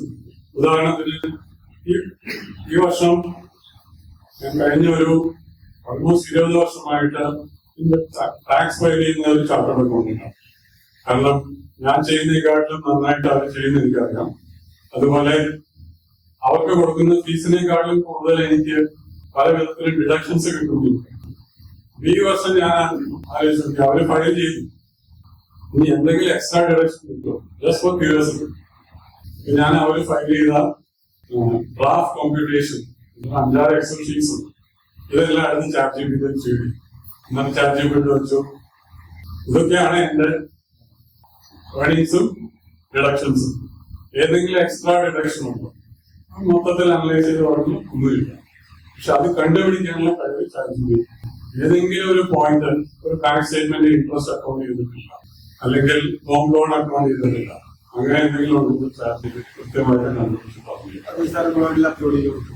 All you have to do is what വേണം വേണം, ഇമേജ് ആവാം, PDF ആവാം, എക്സൽ ഷീറ്റ് ആവാം, 100%. Taxation related applications excellent. ഇപ്പൊ ഞാൻ കഴിഞ്ഞ ഒരു 3-4 മാസമായിട്ട് കമ്പനി ടാക്സേഷനും അതേപോലെ പേഴ്സണൽ ടാക്സേഷനും ഈ പറഞ്ഞ പണ്ടത്തെ ഞാൻ എക്സാമ്പിൾ പറഞ്ഞില്ലേ അച്ഛനുമായി ആ ഒരു വെരിഫിക്കേഷൻ ഞാൻ ചെയ്യും. അതുപോലെ തന്നെ അക്രോസ് കൺട്രി പോളിസീസ് നമുക്ക് അറിയാൻ പറ്റാത്ത ഒരുപാട് പോളിസീസ്, ഫൈനാൻഷ്യലി ഇതെല്ലാം വളരെ ഭംഗിയായിട്ട് AI ടൂൾസ് നമുക്ക് കമ്പ്യൂട്ട് ചെയ്ത്. അപ്പൊ അവിടെയൊക്കെ ഉള്ള ഒരു അഡ്വാൻറ്റേജ് എന്ന് വെച്ചാൽ നമ്മുടെ ഹെൽത്തിനെയോ ഇമോഷനെയോ ഒന്നും ബാധിക്കുന്ന കാര്യങ്ങൾ. ഇത് പ്യുവർ ഇൻഫർമേഷൻ. പ്യുവർ ഇൻഫർമേഷനിൽ എന്തെങ്കിലും തെറ്റുകളുണ്ടോ, കറക്റ്റബിൾ ആയിട്ടുള്ള സിനാരിയോസ് നമുക്ക് AI tools. When it comes to medical, when it comes to counseling, എന്ന് ശരിക്കും പറഞ്ഞാൽ ChatGPT നമുക്ക് ഒരു 2000 രൂപ പെർ അവർ വാങ്ങുന്ന കൗൺസിലറുടെ ലെവലിലുള്ള കൗൺസിലിംഗ് ChatGPT പ്രൊവൈഡ് ചെയ്യും. നിങ്ങൾ വേണമെങ്കിൽ പരീക്ഷിച്ച് നോക്കാം. Can you fully believe in it? അത് എനിക്ക് ഓതന്റിക് ആയിട്ട് പറയുന്നു. ഞാൻ ടൈപ്പ് ചെയ്തിരിക്കുന്ന ക്വസ്റ്റ്യൻസ് കോമൺ ആയിട്ടുള്ള സൈക്കോളജിക്കൽ റിലേറ്റഡ് ക്വസ്റ്റ്യൻസിന് ഒരു ഹൈലി പെയ്ഡ് സൈക്കോളജിസ്റ്റ് പറഞ്ഞു തരുന്ന ആൻസേഴ്സ് ഇൻക്ലൂഡിംഗ് സ്റ്റെപ്സ്. നമുക്കൊരു പ്രശ്നം ഉണ്ടെങ്കിൽ അതൊരു പ്ലാൻ വർക്ക്ഔട്ട് ചെയ്തു. ഓക്കെ, അത് ഓരോ ക്വസ്റ്റ്യൻ കഴിഞ്ഞാലും നെക്സ്റ്റ് ക്വസ്റ്റ്യൻ അതേ നമ്മൾ ചോദിക്കും. Now can I give you a 6-month plan to resolve this? ഏത് ഫോർമാറ്റിൽ വേണം? മന്ത്ലി പ്ലാൻ വേണോ, വീക്ക്ലി പ്ലാൻ വേണോ? അപ്പൊ അവിടെയൊക്കെ നമ്മൾ കുറച്ച് കെയർഫുൾ ആയിരിക്കും. It can be used. സാധാരണ ഒരു ഡോക്ടറിൽ നമ്മൾ പറയാം ഒരു സെക്കൻഡ് ഒപ്പീനിയൻ എടുക്കുന്നത്. അങ്ങനത്തെ സിനാരിയോസ് നമുക്ക് ഏരിയാസ് കുറച്ച് കെയർഫുൾ. ഇത് നമ്മൾ ഡയറക്റ്റ് നമ്മുടെ ഹെൽത്തിനെ ഇമോഷണലി ബാധിക്കുന്നില്ല. അവിടെ ഇപ്പൊ അത് 100% ഒപ്റ്റിമിക്കണമെന്ന് പറയാൻ. പക്ഷെ ഞാൻ നേരത്തെ സാറിനോട് പറഞ്ഞിട്ടുണ്ട്, എന്റെ പേര് കാർ വാഷ് ചെയ്യാൻ പറ്റുന്ന ഒരു 25 വയസ്സുള്ള ഒരു പയ്യൻ കുട്ടി കഴിഞ്ഞ 6 മാസമായിട്ട് വളരെ വരുന്നു. അവൻ എന്നോട് ചോദിച്ചു, സാർ എന്തെങ്കിലും അറിയോ? എനിക്കറിയാവുന്നൊരു ടിപ്സ് പറഞ്ഞു. എനിക്ക് തോന്നി ഇത് ആസിഡിറ്റി ഓൾസോ റിലേറ്റഡ് ആയിരിക്കും. സമയത്തിന് ഭക്ഷണം കഴിക്കുക, ഭക്ഷണം കഴിക്കുക. എന്നിട്ട് അത് മാറുന്നില്ല. അവിടെ MAJ ഹോസ്പിറ്റലിൽ പോയി അൾട്രാസൗണ്ട് എടുത്തപ്പോൾ അതൊന്നും കിട്ടി. ഞാൻ പറഞ്ഞു അൾട്രാസൗണ്ട് എനിക്ക് അയച്ചതാണ്. അൾട്രാസൗണ്ട് ഞാൻ എടുത്ത് ChatGPT അപ്ലോഡ് ചെയ്തിട്ട് പ്രശ്നമൊന്നുമില്ല. ഡോക്ടർ എന്നോട് ടെമ്പററി മരുന്ന് കൊടുത്തു. അപ്പോഴത്തേക്ക് റിലീഫ് വേണ്ടി തിരിച്ചു വരുന്നു. അപ്പൊ എന്റെ അടുത്ത് തിരിച്ചു വന്നു. അപ്പൊ എനിക്കറിയാവുന്ന ഒരു ഡോക്ടറുണ്ട്. ഡോക്ടർ ഇങ്ങനെയാണ്. അപ്പൊ ഡോക്ടർ പറഞ്ഞു, ഇത് അൾട്രാസൗണ്ട് എനിക്ക് പറഞ്ഞു തരാൻ പറ്റില്ല. ആളെന്നെ വിളിച്ചു കഴിഞ്ഞാൽ ചിലപ്പോൾ എനിക്ക് എന്തെങ്കിലും സംസാരിച്ചു കഴിഞ്ഞ് പറഞ്ഞു കൊടുക്കും. അതിനിടയ്ക്ക് ഇയാൾ റെനൈല് പോയി എൻഡോസ്കോപ്പി അൾസർ ഉണ്ടാവും. അൾസറിനുള്ള ട്രീറ്റ്മെന്റ് കൊടുത്തു. അപ്പൊ എനിക്കൊരു ക്യൂരിയോസിറ്റി, ആ എൻഡോസ്കോപ്പി റിപ്പോർട്ട് ഞാൻ എടുത്തു. റേഡിയോളജിസ്റ്റിന്റെ സെക്ഷൻ കട്ട് ചെയ്തു. ഇമേജ് എടുത്ത് ChatGPT അപ്ലോഡ് ചെയ്തു. അൾസർ ആണെന്ന് പറഞ്ഞില്ല, അൾസർ ആവുന്നില്ല. ഇത് എക്സ്ട്രീംലി ലോ ക്വാളിറ്റി ഇമേജിൽ നിന്നുള്ള ഇൻഫ്ലുവൻസ് ആണ് ChatGPT. അപ്പൊ എത്രത്തോളം ChatGPTയുടെ ബാക്കിലുള്ള ഡേറ്റകൾ എത്ര അധികം ഇമേജസ് കിടക്കുന്നുണ്ട് നമുക്ക്. അപ്പൊ അങ്ങനെയപ്പോ ഞാൻ ഈ ഡോക്ടറോട് തിരിച്ചു, നിങ്ങളുടെ പണി പോകുന്ന ഒരു ലക്ഷണമാണ് കാണിക്കുന്നത്. അത്ര ലെവൽ വരെ ഇന്ന് കോഴ്സുകൾ ചെയ്യാം. എൻഡോസ്കോപ്പി എന്ന് പറയുന്ന ഒരു സിമ്പിൾ കാര്യമാണ്. 4 സ്റ്റേജ് ഇമേജസ് ആണ് എന്റെ കഴിയുന്നത്. അങ്ങനത്തെ ഒക്കെ കാര്യങ്ങൾ നമുക്ക് ക്രോസ് ചെക്ക് ചെയ്യണം. പക്ഷെ മെഡിക്കൽ ഫീൽഡിലേക്ക് പോകുമ്പോൾ നമ്മളെ സൂക്ഷിക്കും. നമുക്ക് എല്ലാവർക്കും ഒരു ടെൻഡൻസി ഉണ്ട് ഡോക്ടർ.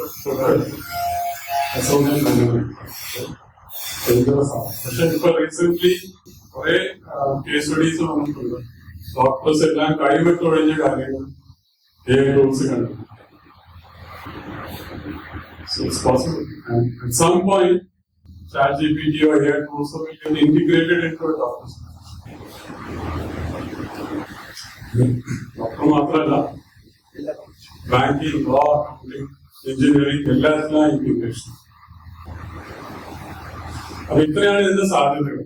നമുക്ക് റാൻഡമായിട്ട് കുറച്ച് സിനാരിയോസ് എടുത്ത് നോക്കാം. അതിനുശേഷം നമുക്ക് നിങ്ങളുടെ ഇൻഡിവിജ്വൽ ഫോൺ എടുക്കാം.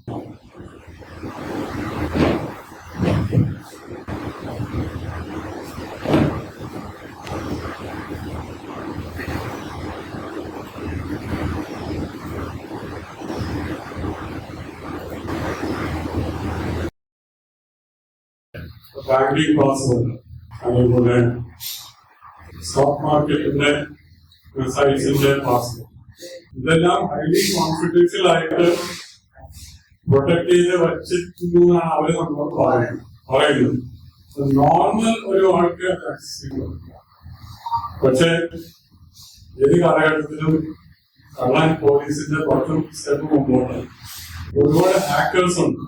ഡിജിറ്റൽ ഹാക്കേഴ്സ് ഇവരുടെ ഒരു ഡേറ്റ മുഴുവൻ ചോദിക്കും. അത് കാരണമാണ് ബാങ്ക്സും ഇൻസ്റ്റിറ്റ്യൂഷൻസും പീരിയഡിക്കലി പാസ്വേഡ്സ് മാറ്റുന്നത്. പിന്നെ ഇന്ന് ഇങ്ങനെ എനേബിൾ ചെയ്തിട്ടില്ലെങ്കിൽ 2-factor authentication വരുന്നു. 2-factor authentication മെയില്, വാട്സാപ്പ് അല്ലെങ്കിൽ മെയില്, SMS അങ്ങനെ 2-factor authentication എനേബിൾ ചെയ്ത് കഴിഞ്ഞാൽ ആ ഡേറ്റ ചോർത്തിയെടുക്കാൻ ബുദ്ധിമുട്ടാണ്. പിന്നൊക്കെ ചെയ്യാൻ പറ്റുന്നത് പാസ്വേഡ് ജനറേറ്റേഴ്സ്. നമ്മുടെ എല്ലാവരുടെയും പാസ്വേഡ് കണ്ടുപിടിക്കാൻ ബുദ്ധിമുട്ടില്ല. നമ്മൾ എത്ര ശ്രമിച്ചാലും നമുക്ക് കുറച്ച് പാറ്റേൺസ് ഉണ്ട് നമ്മൾ ക്രിയേറ്റ് ചെയ്യുന്ന പാസ്വേഡ്സ്. അത് ചോർത്തിയെടുക്കാനുള്ള മെഷറാണ് ഈ പറഞ്ഞ സൈബർ ഫ്രോഡ് ചെയ്യുന്നത്. അത് കാരണമാണ് ഇപ്പൊ കോവിഡ് പല സൈറ്റ്സും ഒരു റാൻഡമൈസ്ഡ് പാസ്വേഡ് ജനറേറ്റ് ചെയ്യാനുള്ള ഫീച്ചർ തരും. നമ്മൾ ബാങ്കിങ് സൈറ്റിൽ കയറി കഴിഞ്ഞാൽ do you want randomised cryptic password which will be saved in password manager. ആ പാസ്വേഡ് എടുത്തു കഴിഞ്ഞാൽ ചോർന്ന് പോകാനുള്ള സാധ്യത ഓൾമോസ്റ്റ് നില്ലാണ്. പക്ഷെ ഇത് ഓർത്ത് വയ്ക്കാൻ നമുക്ക് പറ്റും, എഴുതിയെടുക്കാനും ബുദ്ധിമുട്ടാണ്. അത് കാരണം മിക്കവരും ആ ഫീച്ചർ ഉപയോഗിക്കുന്നു. പക്ഷെ ഇന്നൊരു നല്ല കാര്യം, പാസ്വേഡ് മാനേജർ ഉപയോഗിച്ച് നമ്മൾ സേവ് ചെയ്ത് വെക്കുകയാണെങ്കിൽ നെക്സ്റ്റ് ടൈം പോയി നമുക്ക് ടൈപ്പ് ചെയ്യേണ്ട ആവശ്യം. ഓട്ടോമാറ്റിക്കലി പാസ്വേഡ് മാനേജറിൽ നിന്ന് ആ പാസ്വേഡ് എടുത്തിട്ട് നമ്മൾ ഓത്തന്റിക്കേഷൻ ആപ്ലിക്കേഷൻ ചെയ്തു. പാസ്വേഡ് മറന്നു പോവുകയാണെങ്കിൽ അല്ലെങ്കിൽ ഏതെങ്കിലും കാരണവശാൽ വർക്ക് ചെയ്തിട്ടുണ്ടെങ്കിൽ നമുക്ക് റീസെറ്റ് ചെയ്യാനുള്ള സിമ്പിൾ മെക്കാനിസംസ്. അതിൽ കുറെ ഇതേപോലെ മൾട്ടി ഫാക്ടർ ഓതന്റിക്കേഷൻ, ഡെബിറ്റ് കാർഡിന്റെ ഡീറ്റെയിൽസ് ചോദിക്കും, പിൻ ചോദിക്കും. ചിലപ്പോൾ നമ്മളൊരു 10 ക്വസ്റ്റ്യൻസിന് ആൻസർ കൊടുത്തിരിക്കുന്ന ക്വസ്റ്റ്യൻ അങ്ങനെ മൾട്ടി ഫാക്ടർ ഓതന്റിക്കേഷൻ. അവിടെ ചോർന്ന് പോകാൻ ഇത്രയും സെക്യൂരിറ്റി സ്റ്റെപ്സ് നമ്മൾ എടുത്തു കഴിഞ്ഞാൽ സാധാരണ നമ്മുടെ അക്കൗണ്ട് ഇൻഫർമേഷൻ ഇപ്പൊ നമ്മുടെ മൊബൈല് ഹാക്ക് ചെയ്യപ്പെട്ടിട്ടുണ്ട്. അപ്പോൾ നമ്മൾ അടിച്ചു കൊടുക്കുന്ന എല്ലാ ഇൻഫർമേഷൻസും ആ ഹാക്ക് ചെയ്ത് നമ്മുടെ മൊബൈലിൽ എന്റെ മൊബൈലിൽ ഹാക്ക് ചെയ്യപ്പെട്ടോ ഇല്ലയോ എന്ന് എനിക്ക് എങ്ങനെ അറിയാൻ സാധിക്കും? ഹാക്ക് ചെയ്യപ്പെട്ടോ അറിയാൻ നമ്മൾ സാധാരണ അറിയും. നമുക്ക് ചെയ്യാൻ പറ്റുന്നത് എന്താണെന്ന് വെച്ചാൽ നമ്മള് ഏതെങ്കിലും APKയോ അങ്ങനെയെങ്കിലും പ്ലേ സ്റ്റോർ അല്ലാത്ത സ്ഥലത്ത് നിന്ന് ഡൗൺലോഡ്, ഇതൊരു 6-7 months മുമ്പെങ്കിലും മെസ്സേജ് വന്നതാണ്. എക്സാക്ട്ലി എന്റെ കാർഡ് നമ്പർ നോട്ട് ചെയ്തിട്ട് അത്രയും ഫൈൻ ഉണ്ട്, ഈ APK ഡൗൺലോഡ് ചെയ്യുക, ഫൈൻ ഉണ്ട്. ഇത് റെഡ് ഫ്ലാഗ് ആണ്. കാരണം ഒരു സൈറ്റ്സും നമ്മളോട് APK ഡൗൺലോഡ് ചെയ്യാൻ പറയും. APK ഡൗൺലോഡ് ചെയ്ത് പ്ലേ സ്റ്റോറിൽ പോയി ഡൗൺലോഡ് ചെയ്യാൻ പറയും. പ്ലേ സ്റ്റോറിന്റെ ലിങ്ക് കിട്ടും. പ്ലേ സ്റ്റോറിൽ നമ്മൾ അപ്ലോഡ് ചെയ്യുന്നത് എല്ലാം പ്ലേ സ്റ്റോർ ഓതന്റിക്കേറ്റ് ചെയ്യും. ഡയറക്റ്റ് APK ആരെങ്കിലും ഡൗൺലോഡ് ചെയ്യണമെന്ന് പറയാറുണ്ട്. എന്താണ് ഈ APK is basically application package. ആ പാക്കേജ് ഈ APK തന്നെയാണ് പ്ലേ സ്റ്റോറിൽ പോകുന്നത്. അപ്പൊ ആ APK ഡൗൺലോഡ് ചെയ്തിട്ടാണ് നമ്മൾ ആപ്പ് ഇൻസ്റ്റാൾ ചെയ്യുന്നത്. അതായത് ഒരു ആപ്ലിക്കേഷന്റെ ബണ്ടിലാണ്, ആ ബണ്ടിൽ ഡൗൺലോഡ് ചെയ്തിട്ടാണ് ഈ ആപ്ലിക്കേഷൻ നമ്മുടെ ഫോണിൽ ഇൻസ്റ്റാൾ ആകുന്നത്. അപ്പൊ നമ്മൾ പ്ലേ സ്റ്റോർ അല്ലാത്ത സ്ഥലത്ത് നിന്ന് APK ഡൗൺലോഡ് ചെയ്താൽ ഇവർക്ക് നമ്മുടെ ഫോണിലേക്ക് ഡയറക്റ്റ് ആക്സസ് കിട്ടും. ഫോണിലേക്ക് ഡയറക്റ്റ് ആക്സസ് കിട്ടിക്കഴിഞ്ഞാൽ ഫോണിൽ നിന്ന് പല കാര്യങ്ങളും ചോദിക്കില്ല. അതായത് നോർമലി ഇവരെന്താ ചെയ്യുന്നതെന്ന് വെച്ചാൽ ബാക്ക്ഗ്രൗണ്ട് മോണിറ്റർ ചെയ്യുന്ന ഒരു ആപ്ലിക്കേഷൻ ഇൻസ്റ്റാൾ ചെയ്യും. ഈ ആപ്ലിക്കേഷൻ നമ്മൾ ടൈപ്പ് ചെയ്യുന്ന എല്ലാ കാര്യങ്ങളും ഇൻസ്റ്റാൾ ചെയ്യും. അതുപോലെ ഒരു ബാങ്കിങ് സൈറ്റിൽ കയറി കഴിഞ്ഞാൽ നമ്മൾ ടൈപ്പ് ചെയ്യുന്ന യൂസർ നെയിം പാസ്വേഡ് ചെയ്യും. ഇത് പീരിയഡിക്കലി നമ്മൾ അറിയാതെ ഇവരുടെ സെർവറിലേക്ക് അയച്ചു. നമ്മൾ ചാറ്റ് ചെയ്യുന്ന ചാറ്റുകൾ പോലും സേവ് ചെയ്തിട്ട് അയച്ചു. പാസ്വേഡ് വെച്ച് നമ്മൾ ബാങ്ക് ഹാക്ക് ചെയ്യും. ചാറ്റ് ചെയ്യുന്നത് വെച്ച് നമ്മൾ ബ്ലാക്ക്മെയിൽ ചെയ്യും. നമ്മൾ വിചാരിക്കും ചാറ്റ്,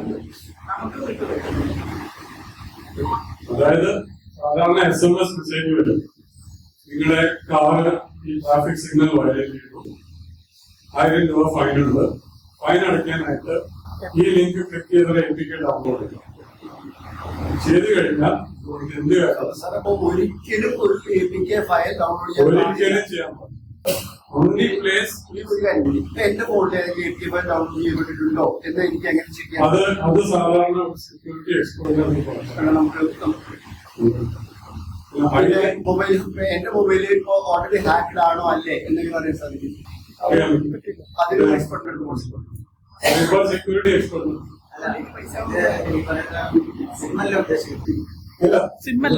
ബാക്ക്ഗ്രൗണ്ട് എന്തെങ്കിലും ആപ്ലിക്കേഷൻ ഇപ്പൊ ഏതെങ്കിലും ബാക്ക്ഗ്രൗണ്ടിൽ നമ്മളെല്ലാവരും അറിയാതെ ഡൗൺലോഡ് ചെയ്തിട്ടുണ്ടാകാം.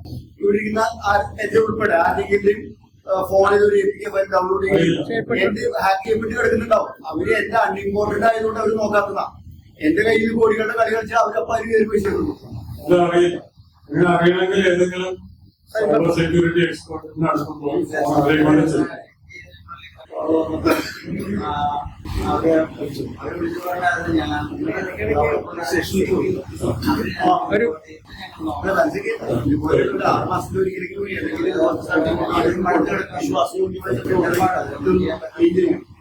അതുപോലെ ക്ലോണിംഗ് ഉണ്ട്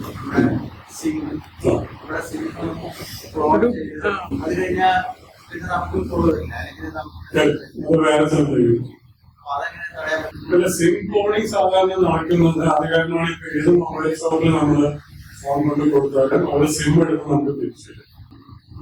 അല്ലാതെ ഒരു സിം ക്ലോണിംഗ് നമ്മുടെ ഫോൺ നഷ്ടപ്പെടാതെ ഒരു ക്ലോണിംഗ് ചെയ്യാനുള്ള സംവിധാനമില്ല. കാരണം സിം ഒരു ഹാർഡ്വെയർ ആണ്. ആ ഹാർഡ്വെയറിൽ നിന്ന് ഒരു ഡേറ്റ എക്സ്ട്രാക്ട് എടുത്ത് ചെയ്യാൻ പറ്റും.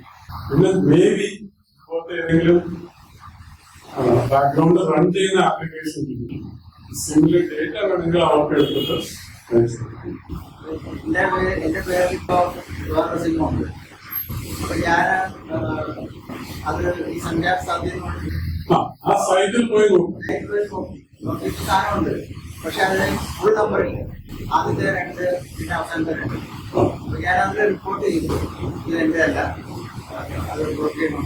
അല്ല അത് അവസാനം ഡിസേബിൾ ചെയ്യാം. അതൊരു സിമ്പിൾ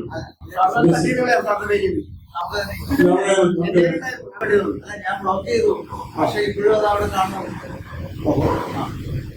അപ്പൊ അവര് ആക്ഷൻ എടുത്തിട്ടില്ല. അതാണ്. പിന്നെ സാർ വേറൊരു കാര്യം കൂടി പറയാണ്. മൊബൈൽ നഷ്ടപ്പെട്ട എന്തൊക്കെ ചെയ്യണം? മൊബൈൽ നഷ്ടപ്പെട്ടാൽ ഇമ്മീഡിയറ്റ്ലി നമ്മൾ കാരിയറിനെ വിളിക്കുക. കാരിയറിനെ വിളിച്ചിട്ട് സിമ്മും അതിന്റെ ഇപ്പൊ സിമ്മ് ബ്ലോക്ക് ചെയ്യാൻ പറഞ്ഞു കഴിഞ്ഞാൽ അവർ IMEI ബ്ലോക്ക്.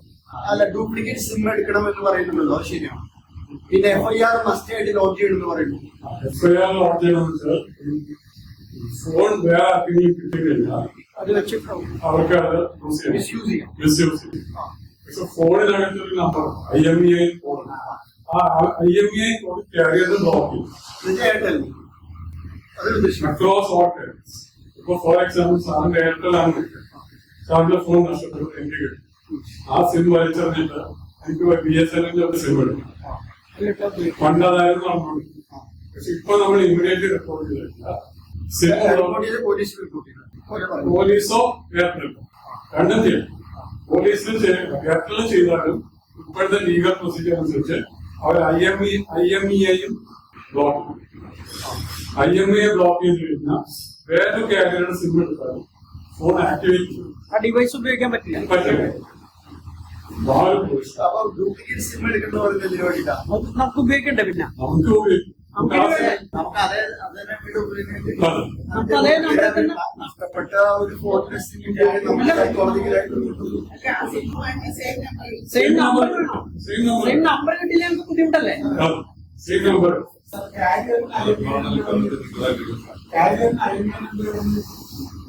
ക്യാരിയറിന്റെ അടുത്ത് നമ്മൾ രജിസ്റ്റർ ചെയ്യുമ്പോൾ IMEI നമ്പർ, ക്യാരിയറിന്റെ ആക്ടിവേഷൻ നമ്പർ പ്ലസ് IMEI. പണ്ട് അങ്ങനെ ഒരു പ്രൊവിഷൻ ഉണ്ടായിരുന്നു. ഇപ്പൊ അത് കാരണം കംപ്ലീറ്റ്ലി ബ്ലോക്ക്.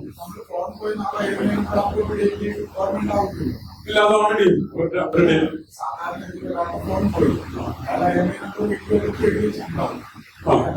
അത് നമുക്ക് ആവശ്യമില്ല. അവരുടെ അടുത്ത് നമ്മൾ അവരുടെ ഡേറ്റാബേസ് എല്ലാ ഫോണിലുള്ളത് എടുത്തു കഴിഞ്ഞാല് അതെല്ലാം ഫോൺ പോയി കഴിഞ്ഞിട്ടേ പോയി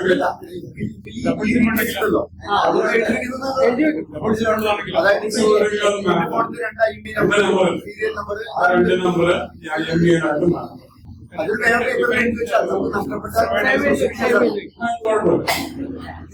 പക്ഷെ നമ്മുടെ ഇതില് ഞാൻ പറഞ്ഞു settings about phone settings about phone അതിൽ നമ്മുടെ കംപ്ലീറ്റ് ഉള്ളിലുണ്ട്. അല്ലല്ല, ആ ഫോണിൽ തന്നെ ഇല്ലേ? ഫോൺ പോയില്ലേ? വേറെ വേറെ ഡിവൈസ് വേറെ ഫോണിലോ അല്ലെങ്കിൽ കമ്പ്യൂട്ടറിലോ ഉണ്ടെങ്കിൽ സേവ് ചെയ്തില്ല. അത് സാർ ഒരു വൈറ്റ് പേപ്പർ എഴുതി വെക്കാലോ. IMEI നമ്പറും ഇതൊക്കെ എഴുതി വെച്ചാൽ നമുക്ക് പൊസിഷൻ കൊണ്ട് കംപ്ലൈന്റ് കൊടുക്കാൻ എളുപ്പമല്ലേ? അവർ ബ്ലോക്ക് ചെയ്യാൻ ഇത് സ്ക്രീൻഷോട്ട് എടുത്തിട്ട് കാര്യമില്ല. ഇൻസ്ട്രുമെന്റ് പോയി സേവ് ചെയ്ത് നമ്മള് റെയിൽവേയുടെ റിസർവേഷൻ ആപ്ലിക്കേഷൻ എടുത്താലോ, അതല്ല വേറെ കുറെ റെയിൽവേ ട്രാവൽ ചെയ്യുമ്പോൾ ആപ്ലിക്കേഷൻസ് ഉണ്ട്. അങ്ങനത്തെ ആപ്ലിക്കേഷൻ എല്ലാ ആപ്ലിക്കേഷനും അതിൻ്റെതായ ഒരു പ്രത്യേക ചാമുണ്ടോ. ആ ചാമിലാണ് ഇവര് നമുക്ക് ഡിഫറൻഷിയേറ്റ്. പിന്നെ ഏത് ലെവലിലാണ് ഡേറ്റ റിസർച്ച് ചെയ്യുന്നത് ഫിൽട്ടർ. ഞാൻ ഇതുവരെ ഉപയോഗിച്ചിരിക്കുന്ന, ഞാൻ പെർപ്ലക്സിറ്റി അധികം ഉപയോഗിക്കുന്നില്ല, ChatGPT ഉപയോഗിക്കുന്നുണ്ട്, ജെമിനി ഉപയോഗിക്കുന്നുണ്ട്, ചില വീഡിയോ ടൂൾസ് ഉപയോഗിക്കുന്നുണ്ട്. ഇതിൽ ഞാൻ കണ്ടിരിക്കുന്ന ഡിഫറൻസ് ബേസിക് ആയിട്ടുള്ള ബ്രെഡ്ത്ത് നമുക്ക് വേണം. പല ആസ്പെക്റ്റിലും പല മേഖലകളിലും നമുക്ക് ഒരു AI ടൂൾ ChatGPT ആണ് ഏറ്റവും ബെസ്റ്റ് എന്റെ എക്സ്പീരിയൻസ്. പക്ഷെ ഡീപ്പ് റിസർച്ച് ചെയ്യണമെങ്കിൽ ഏതെങ്കിലും ഒരു ആസ്പെക്ട്, ട്രാവൽ ആവാം, റിസർച്ച് പേപ്പേഴ്സ് ആവാം, അതിന് ഡെപ്ത് റിസർച്ച് ചെയ്യണമെങ്കിൽ ജെമിനിയാണ് അന്തപുരം. വീഡിയോ ക്രിയേഷൻ ചെയ്യണമെങ്കിൽ വീഡിയോസ് കാണിച്ചിടാം. കുറെ കൂടെ ഒത്തന്റിക് ആയിട്ടുള്ള വീഡിയോസ്, ഇമേജസ് കിട്ടുന്നത് ജെമിനിയുണ്ട്. പക്ഷെ ജെമിനിക്ക് ലിമിറ്റേഷൻ ഉണ്ട്. ജെമിനിയുടെ പെയ്ഡ് വേർഷനാണ് എടുത്തിരിക്കുന്നത്. എന്നാൽ കൂടി എനിക്ക് ഒരു ദിവസം 3 വീഡിയോസ് ക്രിയേറ്റ് ചെയ്യണം. ChatGPTയുടെ പെയ്ഡ് ഇൻഫർമേറ്റ് വീഡിയോസ് ക്രിയേറ്റ്. ഈ പറയുന്ന ഐറ്റംസ് ഒക്കെ ChatGPTയുടെ വകഭേദങ്ങളാണ്. ഇതെല്ലാം different AI application interfaces. ChatGPT പോലെ. പക്ഷെ ഓരോന്നും ഇപ്പൊ ഓപ്പോ ഫോണാണെങ്കിൽ ക്യാമറയ്ക്ക് പ്രത്യേകത, അങ്ങനെ ഓരോന്നിനും പ്രയോറിറ്റി കൊടുത്തിട്ടുണ്ട്. Server video priority, medical content priority, അതാണ് ഉദ്ദേശിക്കുന്നത്. ബേസിക്കലി ആ ആപ്ലിക്കേഷൻ നമ്മുടെ പ്രോംപ്റ്റ് വെച്ച് ഫിൽട്ടർ ചെയ്ത ഡേറ്റയെ പ്രസന്റബിൾ ആയിട്ട് ക്രിയേറ്റ് ചെയ്യുന്ന ഡിഫറൻഷിയേറ്റേഴ്സ് ആണ്. അവിടെയാണ് നമുക്ക് ഇപ്പൊ നമ്മളൊരു ഇവിടെ പ്രൊഫഷനിൽ നമ്മള് വീഡിയോ ക്രിയേഷൻ ആണ് ഏറ്റവും കൂടുതൽ ചെയ്യുന്നതെങ്കിൽ ഇതിനേക്കാളും ഏറ്റവും നല്ലത് ഇൻ വീഡിയോ എന്ന് പറയുന്നതാണ്. അത് exclusively for video creation. In video അതിന്റെ പെയ്ഡ് വേർഷൻ എന്ന് പറയുന്നത് approximately first level 3,000 rupees per month. ChatGPTയും ജെമിനിയും ഒക്കെ റഫ്ലി 2,000. പെർപ്ലക്സിറ്റി ഇപ്പൊ ഫ്രീ ആണ്, ഒരു വർഷത്തേക്ക് ഫ്രീ. അപ്പൊ അങ്ങനെ നമ്മുടെ ആപ്ലിക്കേഷൻ വെച്ച് ആണ് നമ്മൾ സെലക്ട് ചെയ്യുന്നത്. നിങ്ങളുടെ ആപ്ലിക്കേഷൻ ഇപ്പൊ പെയ്ഡ് വേർഷന്റെ ആവശ്യമില്ല. മാക്സിമം പറ്റുന്നതും ഫ്രീ ഉപയോഗിക്കുക. ഒരു ടൂള് പറ്റാതെ മറ്റേ ടൂൾ എക്സിക്യൂട്ട് ചെയ്യും. ജെമിനി, ഞാൻ കുറച്ച് വീഡിയോ ക്രിയേഷനും ഓഡിയോ ഫിൽറ്ററിംഗും ചെയ്യുന്നതായിരുന്നു. ഫ്രീ വെർഷൻ ഒരു ലിമിറ്റ് ഹിറ്റ് ചെയ്തത് കാരണം പെയ്ഡ് വെർഷനിലേക്ക്. ക്വാളിറ്റി മാത്രമല്ല, ഫോർ എക്സാമ്പിൾ നമ്മളൊരു റിസർച്ചിന്റെ ഒരു 3rd ലെവൽ 4th ലെവലിലേക്ക് പോയി കഴിഞ്ഞാൽ ഫ്രീ വെർഷൻ പിന്നെ നമുക്ക് നെക്സ്റ്റ് ലെവൽ ഡെപ്തിലുള്ള ഡേറ്റ, ഒരു ഡെലിവറിക്ക് അങ്ങനെ ഡിസൈൻ ക്വാളിറ്റി മോശം. അതേപോലെ ChatGPTയിൽ ഫ്രീ ആയിട്ട് വീഡിയോസ് ചെയ്യണമെങ്കിൽ ഒരു ദിവസം 2-3 വീഡിയോസ് ചെയ്യാം. അങ്ങനത്തെ ലിമിറ്റേഷൻസ്. അപ്പൊ പെയ്ഡ് നമ്മൾ ഏതെങ്കിലും ഒരു ആസ്പെക്റ്റില് ഡെപ്തിലേക്ക് പോകണമെങ്കിൽ മാത്രം നിങ്ങളുടെ ആപ്ലിക്കേഷൻസിന് എന്റെ അഭിപ്രായത്തിൽ പെയ്ഡ് വേർഷൻ എടുക്കേണ്ട ആവശ്യം.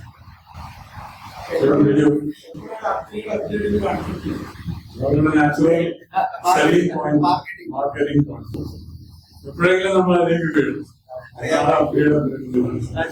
അതിപ്പോ യൂട്യൂബ് തന്നെ യൂട്യൂബിന്റെ അപ്ഗ്രേഡ് ചെയ്യാൻ അങ്ങനെ ചെയ്തു.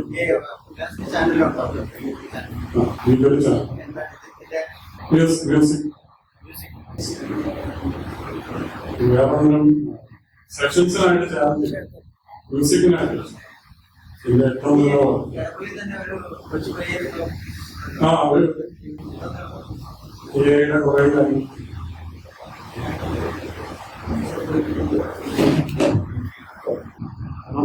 Videos creation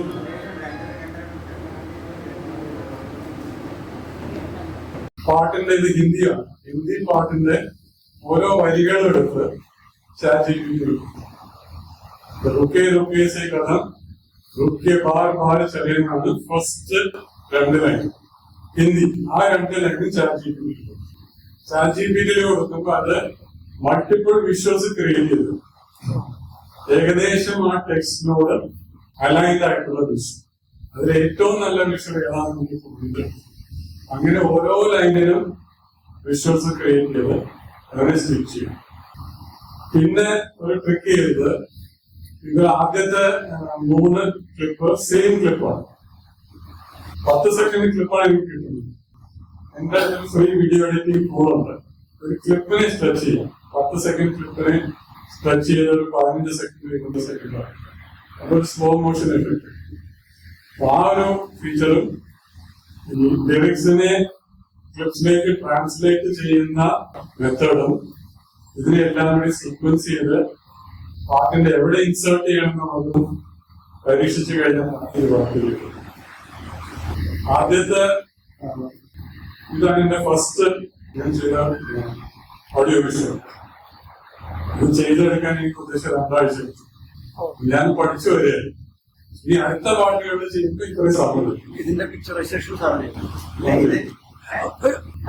picturisation to പ്രോംപ്റ്റ്സ് video editing വിയോ ആണ് നേരത്തെ. ജെമിനിയുടെ വിയോ ആണ്. ChatGPT സോറ എന്ന് പറഞ്ഞിട്ടുണ്ട്. ഇത് സോറാണ്. പക്ഷെ ഒത്തന്റിസിറ്റി ഓഫ് ഇമേജസ് ബെറ്റർ ആയിട്ട് വരുന്നത് ജെമിനി വിയോയിലാണ്. പക്ഷെ വിയോയുടെ ക്ലിപ്സ് 8 സെക്കൻഡ്. അത് കാരണം ഇതിൽ ഞാൻ വിയോ ഉപയോഗിച്ചില്ല. ഇതിപ്പോ എന്റർടൈൻമെന്റ് ഇൻഫർമേഷനും ഇങ്ങനെ തന്നെ ഇടാം. For example training content create ചെയ്യുന്നുണ്ട്. നമുക്ക് ട്രെയിനിങ് സ്ക്രിപ്റ്റ് ചെയ്യാം. സ്ക്രിപ്റ്റ് ചെയ്ത് കഴിഞ്ഞിട്ട് നമ്മൾ ആ സ്ക്രിപ്റ്റിന് പറ്റിയ വിഷ്വൽസ് നമുക്ക് പറയാം. I mean business scenario, business അറ്റാറാണ് എനിക്ക് കിട്ടുന്നത്. കോഡ് വേണം, ടൈ വേണം. ഐ എം സ്പീക്കിംഗ്, ഇതാണ് ടെക്സ്റ്റ്, അതിനനുസരിച്ചുള്ള ഒരു വിഷയം. എന്നിട്ട് അത് നമ്മൾ കറക്റ്റ് ആയിട്ട് പ്രശ്നം വരുന്നത് ഇതിനൊന്നും ലിപ് മോഷൻസ് ഇല്ല. നോക്കിക്കഴിഞ്ഞാൽ ഒരു ക്ലിപ്പിൽ ഞാൻ ലിപ് മോഷൻ കൊണ്ടുവന്നു. ലിപ് മോഷൻ കൊണ്ടുവന്നു കഴിഞ്ഞാൽ കാണുന്നവർക്ക് പ്രശ്നമാവും. കാരണം ആ ലിപ് മോഷനും പാട്ടും നമ്മൾ ഒരു റിലേഷൻ ഉണ്ടാവും. ട്രെയിനിങ്ങിൽ ലിപ് മോഷൻ സിങ്ക് ചെയ്ത് ക്രിയേറ്റ് ചെയ്യാവുന്ന ടൂൾസ്. അപ്പൊ അങ്ങനത്തെ ടൂൾസ് ശരിക്കും നമ്മൾ അസൈൻമെന്റ് ഒക്കെ എടുക്കുന്നത് പോലെ വീഡിയോ അസൈൻമെന്റ് എടുക്കും. സിനിമയിൽ എടുക്കുന്നത് ഇതുപോലത്തെ ഒരു 4.5 മിനിറ്റ് പാട്ടിന് വേണ്ടിയിട്ട് എന്റെ അറിവിൽ 3-4 ദിവസത്തെ വിഷ്വൽ ടേക്കിംഗ് ചെയ്തു. ഒരു പാട്ടിന്റെ ഒരു സീൻ തന്നെ പഴയ യൂട്യൂബിൽ പോയി സെർച്ച് ചെയ്താൽ കിട്ടും. രാജേഷ് ഖന്നയുടെ പാട്ടുകളുടെ അന്ന് എടുത്തിരിക്കുന്ന ഇങ്ങനെയാണ് അവർ വിഷ്വൽ എടുത്തിരിക്കുന്നത് നമ്മൾ മനസ്സിലാക്കുന്നത്. 20-25 ടേക്സ് ഒക്കെ കഴിഞ്ഞാൽ അത് എന്തുമാത്രം സമയവും പണവും ലാഭമല്ല. ഇതിലുപയോഗിക്കുന്ന മ്യൂസിക് ഉണ്ടല്ലോ, ഒറിജിനൽ മ്യൂസിക് തന്നെ ഉപയോഗിക്കാൻ പറ്റുമോ? ഞാൻ ഉപയോഗിച്ചിരിക്കുന്നത് പ്ലേ ചെയ്തിരിക്കുന്നത് ഞാൻ വായിച്ചിരിക്കുന്നത് കരോക്കെ ട്രാക്ക് ഒറിജിനലിന്റെ കരോക്കെ അതിൽ കോപ്പറേറ്റ് പിടിക്കുന്നുണ്ട്. എല്ലാ എന്റെ വർക്കുകളും ഫ്ലാറ്റ് ആണ്. പക്ഷെ അവരൊരു ഡിസ്ക്ലെയിമർ ഇടുന്നുണ്ട്, ഇത് ഫ്രീ ചാനലാണെങ്കിൽ ട്രാക്ക് ഉപയോഗിക്കും. അപ്പൊ എല്ലായിടത്തും പറ്റുന്നതൊക്കെ ഞാൻ ഫ്രീ ചാനലാണ്. അതിന് കാശുണ്ടാക്കാൻ പാടില്ല.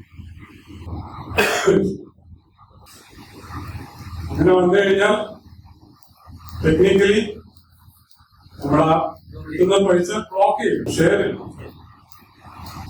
കരോക്കെ ക്രിയേറ്റ് ചെയ്ത ആളാണ് ചാനലൊക്കെ ഞാൻ ഫ്രീ ആയിട്ട് വെച്ചിരിക്കുന്ന.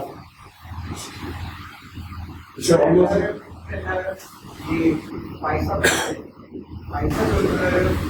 ഇത് പാസ് ചെയ്ത് ആ നെറ്റ്വർക്ക് ബാക്കിലുള്ള ഡേറ്റ മുഴുവൻ കളക്ട് ചെയ്ത് സോർട്ട് ചെയ്ത് ഫിൽട്ടർ ചെയ്ത് തിരിച്ച് നമുക്ക് തരുന്ന ഒരു ഇന്റർഫേസ് ആണ് ഈ പറഞ്ഞ എല്ലാ ആപ്ലിക്കേഷൻസ്. പക്ഷെ ആസ് ഓൾവേസ് നമ്മൾ റെയിൽവേയുടെ റിസർവേഷൻ ആപ്ലിക്കേഷൻ എടുത്താലോ, അതല്ല വേറെ കുറെ റെയിൽവേ ട്രാവൽ ചെയ്യുമ്പോൾ ആപ്ലിക്കേഷൻസ്, അങ്ങനത്തെ ആപ്ലിക്കേഷൻ എല്ലാ ആപ്ലിക്കേഷനും അതിൻ്റെതായ ഒരു പ്രത്യേക ചാമുണ്ടോ. ആ ചാമിലാണ് ഇവർ നമുക്ക് ഡിഫറൻഷിയേറ്റ്.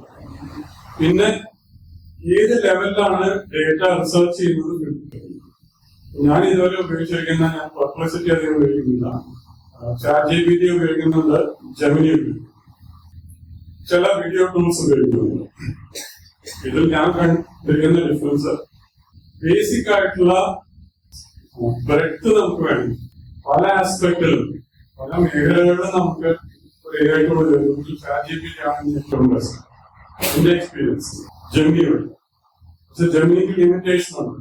ജെമിനിയുടെ പെയ്ഡ് വേർഷനാണ് ലഭിക്കുന്നത്. എന്നാൽ കൂടി എനിക്ക് ഒരു ദിവസം 3 വീഡിയോസ് ക്രിയേറ്റ് ചെയ്യണം.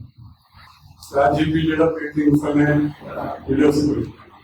ഈ പറയുന്ന ഐറ്റംസ് ഒക്കെ ChatGPTയുടെ വകഭേദങ്ങളാണ്. ഇതെല്ലാം different AI application interfaces ChatGPT പോലെ. പക്ഷെ ഓരോന്നും ഇപ്പൊ ഓപ്പോ ഫോൺ ആണെങ്കിൽ ക്യാമറയ്ക്ക് പ്രത്യേകത, അങ്ങനെ ഓരോന്നും ഓരോന്നിനും പ്രയോറിറ്റി കൊടുത്തിട്ടുണ്ട്. സാർ പറഞ്ഞു video priority, medical content priority, അതാണ് ഉദ്ദേശിക്കുന്നത്. ബേസിക്കലി ആ ആപ്ലിക്കേഷൻ നമ്മുടെ പ്രോംപ്റ്റ് വെച്ച് ഫിൽട്ടർ ചെയ്ത ഡേറ്റയെ പ്രസന്റബിൾ ആയിട്ട് ക്രിയേറ്റ് ചെയ്യുന്ന ഡിഫറൻഷിയേറ്റേഴ്സ് ആണ്. അവിടെയാണ് നമുക്ക് ഇപ്പൊ നമ്മളൊരു ഇവിടെ പ്രൊഫഷനിൽ നമ്മള് വീഡിയോ ക്രിയേഷൻ ആണ് ഏറ്റവും കൂടുതൽ ചെയ്യുന്നതെങ്കിൽ ഇതിനേക്കാളിലൊക്കെ ഏറ്റവും നല്ലത് ഇൻ വീഡിയോ എന്ന് പറഞ്ഞിട്ടുള്ള അത് exclusively for video creation. In video അതിന്റെ പെയ്ഡ് വേർഷൻ വരുന്നത് approximately first level 3,000 rupees per month. ChatGPTയും ജെമിനിയൊക്കെ റഫ്ലി 2,000. Perplexity ഇപ്പൊ ഫ്രീ ആണ്, ഒരു വർഷത്തേക്ക് ഫ്രീ. അപ്പൊ അങ്ങനെ നമ്മുടെ ആപ്ലിക്കേഷൻ വെച്ച് നമ്മൾ സെലക്ട് ചെയ്യും. ക്രിയേഷൻ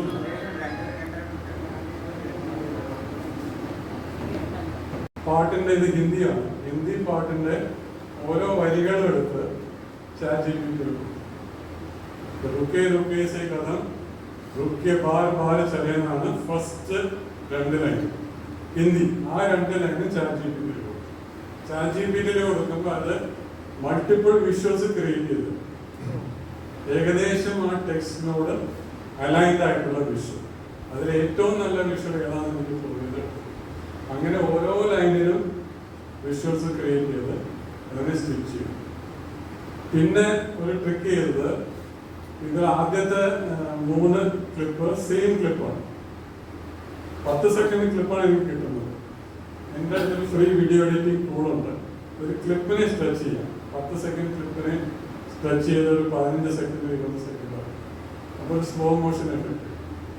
അപ്പോൾ ആ ഒരു ഫീച്ചറും ഈ ലിറിക്സിനെ ക്ലിപ്സിലേക്ക് ട്രാൻസ്ലേറ്റ് ചെയ്യുന്ന മെത്തേഡും ഇതിനെല്ലാം കൂടി സീക്വൻസ് ചെയ്ത് പാട്ടിന്റെ എവിടെ ഇൻസേർട്ട് ചെയ്യണം എന്നുള്ളതും പരീക്ഷിച്ചു കഴിഞ്ഞാൽ ഇത് വർക്ക് ചെയ്യും. ആദ്യത്തെ ഇതാണ് എൻ്റെ ഫസ്റ്റ് ഞാൻ ചെയ്ത ഓഡിയോ വിഷ്വൽ. ഇത് ചെയ്തെടുക്കാൻ എനിക്ക് ഉദ്ദേശം 2 ആഴ്ച എടുത്തു. ഞാൻ പഠിച്ചു വരികയായിരുന്നു. ഇനി അടുത്ത പാട്ടുകളിൽ ചെയ്യുമ്പോൾ ഇത്രയും സമയം കിട്ടും. ഇതിന്റെ പിക്ചറൈസേഷൻ പിക്ചറൈസേഷൻ ടു പ്രോംപ്റ്റ്സ്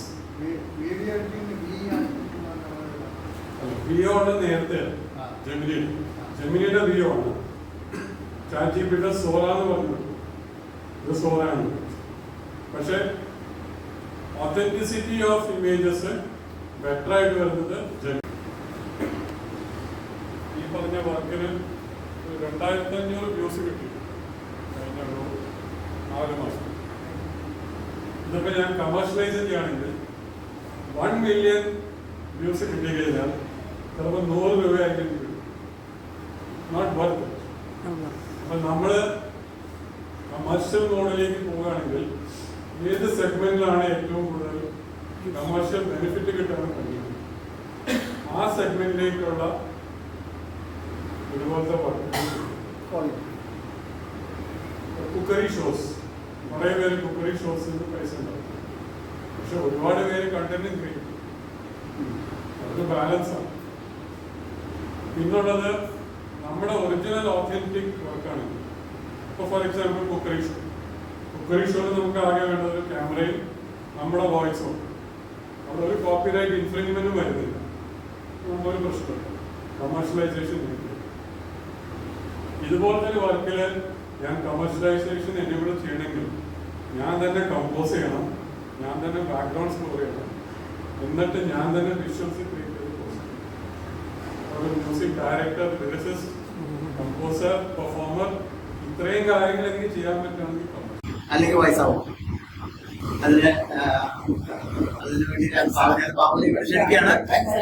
ബാബു നിങ്ങളുമായിട്ട് ഇന്ററാക്ട് ചെയ്ത് കഴിഞ്ഞ് നിങ്ങൾ പുള്ളി പറയുന്നവരൊക്കെ ചെയ്യുക, അത്രേ ഉള്ളൂ. എനിക്ക് നടുവ് വേദനയുണ്ട്, പക്ഷെ ഞാൻ ചെയ്യും.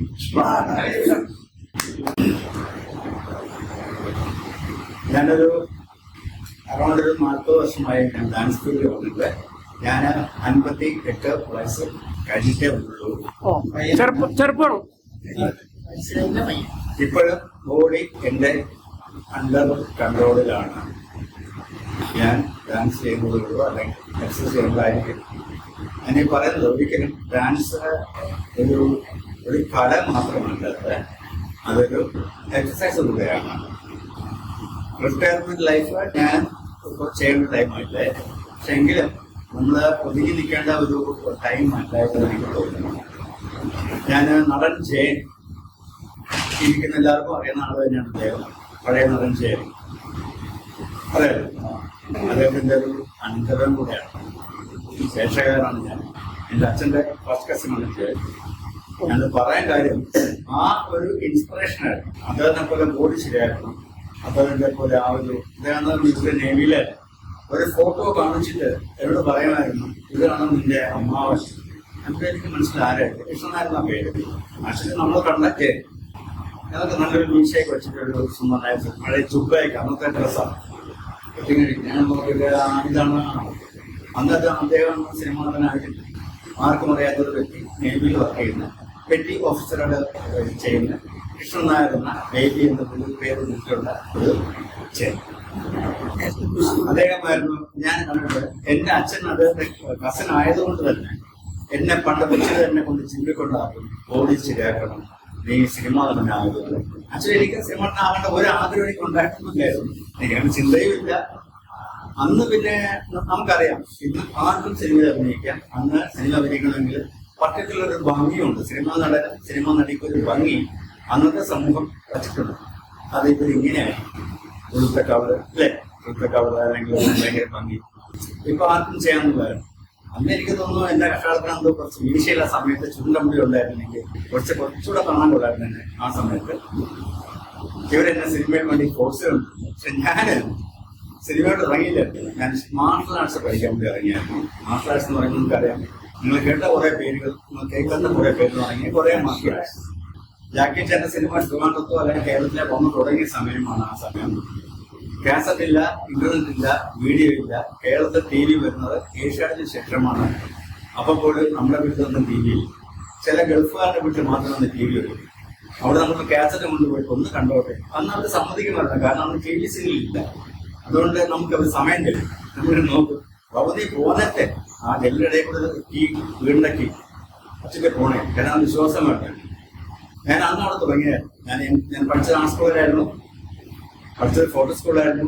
പക്കാ ട്രിവിയൻ, തിരുവനന്തപുരക്കാരുടെ മനസ്സിൽ പറഞ്ഞാൽ പക്കാ ട്രിവിയൻ. ജനിച്ചത് തക്കാട് ഹോസ്പിറ്റലിൽ, പഠിച്ചത് ഫോർട്ട് ഹൈ സ്കൂളിൽ, ആർട്സ് കോളേജ്. ഇനി ഞാൻ ഇറങ്ങിയാലും അത് തക്കാട് സംസ്ഥാനം ഒരു ട്രിവിയൻ. ബാക്കിയുള്ള സ്ഥലങ്ങളെ കുറിച്ചൊന്നും ഞാൻ പറയുന്നത്. അവിടെ വെച്ച് പരിചയപ്പെട്ട ഒരു വലിയൊരു എന്താ പറയുക, ഒരു ഭാഗ്യം തന്നെയാണ് ആ നിമിഷം. ഞാൻ വിളിച്ചതുകൊണ്ടോ അല്ലെങ്കിൽ ഇരുത്തിക്കൊണ്ടോ പറയാൻ പാടില്ല. ഞാൻ അവിടെ ഇരുത്തിക്കൊണ്ടൊന്നും പറയുന്നില്ല. ഞാൻ അടുത്ത എന്റെ ചാനൽ, വേറെ ചാനൽ ഇന്റർവ്യൂവില് നിങ്ങൾ പറഞ്ഞോളാം. ഇദ്ദേഹമാണ് എന്നെ ആദ്യം ട്രിവാൻഡ്രത്തിലേക്ക് കൊണ്ടുപോകുന്നത്. എനിക്കൊരു ലോബി ഉണ്ടായിരുന്നു, ഒരു ലോബി. അതായത് നമുക്കൊരു എല്ലാവർക്കും നിങ്ങൾക്ക് അറിയാം, ഒരു ലോബി നിങ്ങൾക്കുണ്ടാവും. ഇവരാണ് നമ്മുടെ സുഹൃത്തുക്കൾ, ഇവരാണ് നമ്മുടെ കൂട്ടുകാർ, അല്ലെങ്കിൽ ഇവരാണ് നമ്മുടെ ഒപ്പം നിൽക്കുന്നത്. അതിനപ്പുറം ബാബു, നീ ദൂരെ നോക്കി ബാബു, ഇത് നീ കാണുന്നത് ഇതാണ്, അവിടെ നോക്കൂ, അവിടെ കുറെ എന്നെ നോക്കുകയാണ് എന്നെ കാണിച്ച മനുഷ്യനാണ്. അത് എന്നെ കുറച്ചുകൂടെ കണ്ണ് തുറപ്പിച്ച് പറയാം. നിർത്തിക്കൊണ്ട് പറയാൻ പാടില്ല, അതൊന്നും അറിയപ്പെടുന്നില്ല. ഇവിടെ പല നിലയുണ്ട്. കുറ്റവാക്യതേ ഉള്ളൂ, നിങ്ങൾ എന്നെ കാണിച്ചേ വലുതാക്കി. അത് തന്നെയാണ് കുറ്റവാക്യം. അതിനപ്പുറം ഓക്കെ. ഇനി ഞാനൊരു 50 സിനിമ ചെയ്തു, 65 മൂവീസ് ഞാൻ ചെയ്തു. ഡാൻസ് മാസ്റ്ററായിട്ടും ഫൈറ്റ് മാസ്റ്ററും ചെയ്തു. ഞാൻ അന്ന് പഠിച്ചൊരു കാര്യം എന്ന് വെച്ചാൽ ഏജ് ജസ്റ്റ് നമ്പർ മാത്രമാണ്. എനിക്ക് വയസ്സായെന്ന് എനിക്ക് തോന്നുമ്പോൾ മാത്രമേ ഉള്ളൂ ഞാൻ വയസ്സായുള്ളൂ. നിങ്ങളെ തോൽപ്പിക്കാൻ നിങ്ങൾക്ക് മാത്രമേ സാധിക്കുള്ളൂ. അത് നിങ്ങളുടെ മനസ്സ് ഡൗൺ ആകുമ്പോൾ മാത്രം. ഇനി ഞാൻ എന്തിനാ, ഇനി ഇത്രയൊക്കെ ആയില്ലേ, നിങ്ങൾക്ക് എല്ലാവർക്കും ഉള്ള അതേ ഫീലിംഗ് എനിക്കുണ്ട്. ഞാനും അപ്പൂപ്പനാണ്. എൻ്റെ വൈഫ് എൻ്റെ ചെറു കുഞ്ഞിനെ കൊണ്ട് അപ്പൂപ്പാന്ന് എന്നെ വിളിപ്പിക്കുന്നു. എന്നിട്ട് അവിടെ അമ്മമ്മ സൂപ്പർ സ്റ്റൈൽ മാറ്റിയിട്ട് വിളിപ്പിക്കുന്നു. ഓക്കെ, ഞാൻ അപ്പൂപ്പൻ തന്നെയാണ്. ഞാൻ അച്ഛനായി. എനിക്ക് 2 പെൺമക്കളാണ്. 2 പേരെ നന്നായി പഠിപ്പിച്ചു. ഓൾറെഡി ഡാൻസറുണ്ട്. ഒരാൾ ഡോക്ടറാണ്, ഡൽഹിയിലാണ്. മൂത്താള് IT ഫീൽഡിലാണ്, പഠിക്കുകയാണ്. ഞാനിപ്പോൾ തമാശയ്ക്ക് പറയാറുണ്ട്, എല്ലാ വലിയ വലിയ ആൾക്കാർക്കും 2 പെൺമക്കളായിരിക്കും ചുമ്മാ തമാശയ്ക്ക് പറയുന്നതാണത്. കമലഹാസൻ 2 പെൺമക്കളാണ്, രജനീകാന്ത് 2 പെൺമക്കളാണ്, ബാബു 2 പെൺമക്കളാണ്. ചുമ്മാ പറയുന്നത് അത് ആക്ച്വലി സ്വയം ഒരു മോട്ടിവേഷൻ തന്നെയാണ്. എപ്പോഴും ഓർമ്മിക്കുക, നമ്മുടെ മോട്ടിവേഷൻ നമ്മൾ തന്നെ ചെയ്യണം. നമ്മുടെ ബോഡി നമ്മളാണ് ചെയ്യണം. നമ്മുടെ ബോഡി രക്തഓട്ടം ചെയ്യേണ്ടത് നമ്മൾ തന്നെയാണ്, അല്ലേ? നിങ്ങൾ തലകുത്തുന്ന ശരീരസം ചെയ്യുമ്പോൾ നിങ്ങൾ തലക്കകത്ത് രക്തം ഓടുന്നത് മാത്രം നിങ്ങൾക്ക് അരമണിക്കൂർ നിർത്തിക്കും. നിങ്ങൾ യോഗ എന്ന് പറഞ്ഞാൽ വെറുതെ കിട്ടും. അതല്ല മെയിൻ. രക്തഓട്ടമുള്ള ഒരാൾക്ക് മാത്രമേ എനർജറ്റിക് ആവാൻ പറ്റൂ. അതിന് ഞാൻ പഠിപ്പിക്കുന്നുണ്ട്. 3 കാര്യങ്ങളേ ഉള്ളൂ: ഡാൻസ്, നീന്തൽ, തെങ്ങിൽ കയറ്റം. എന്നാലും നമുക്ക് പിന്നെ കയറാൻ പോയി. സോ അതാണ് നീന്തൽ നല്ലതാണ്. ഈ പറഞ്ഞ ഡാൻസിനൊപ്പം ശരീരത്തിന്റെ തലമുടിയും നഖവും ഒഴിച്ച് ബാക്കിയുള്ള ബോഡി അനങ്ങുന്ന എക്സസൈസ് ഡാൻസും നീന്തലും മാത്രമേ. സോ അത് ബോഡിയിൽ എനർജി. ചുമ്മാ നിൽക്കുന്ന നിങ്ങൾക്ക് ഓട്ടോമാറ്റിക്കലി ഒന്ന് അനങ്ങി കഴിയുമ്പോൾ തോന്നുന്നത് ഒന്നുമില്ല. ഇരിക്കുന്ന ആണുങ്ങളുടെ ഭാര്യമാരുടെ അച്ഛൻ നാളെ നോക്കുകയാണ്, ഇങ്ങനെ നോക്കുമായിരിക്കുക. ഇരിക്കുന്ന പെണ്ണുങ്ങളുടെ വട്ടക്കമ്മ ചിലപ്പോൾ നോക്കുകയാണ് നോക്കുമായിരിക്കും. നിങ്ങൾ കുറച്ച് ശരീരം മങ്ങിക്കഴിഞ്ഞാൽ, നിങ്ങളുടെ ബോഡി രക്തഓട്ടം മങ്ങിക്കഴിഞ്ഞാൽ നിങ്ങൾ നാളെ കണ്ടിട്ടുണ്ട്. ഞാൻ നിൽക്കും. അതൊരു പെണ്ണാണെങ്കിൽ ചേട്ടൻ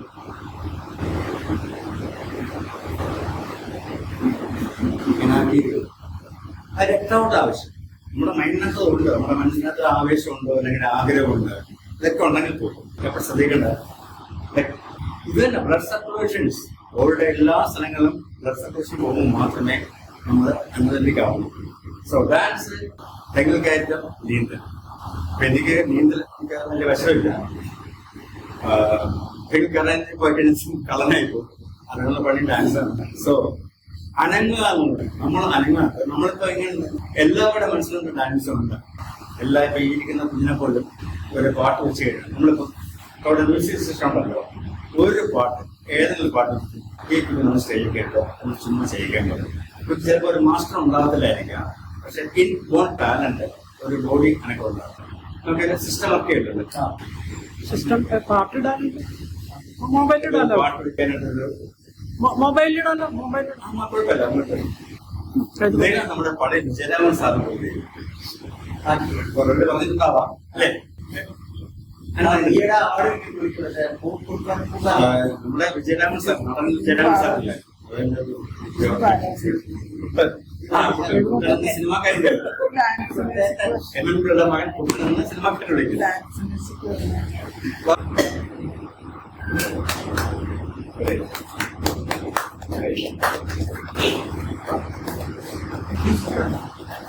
ഒരു ലേഡി വരുമ്പോൾ ഡാൻസ് സ്റ്റെപ്സ് അല്ല, മനസ്സിലായിരിക്കും. ഒരു അനക്കം, ഒരു എന്താ പറയാ, ഒരു താളം. കുഞ്ഞെ നീ വന്നില്ല എന്നുണ്ടെങ്കിൽ ഞങ്ങൾ പെടുന്നില്ല.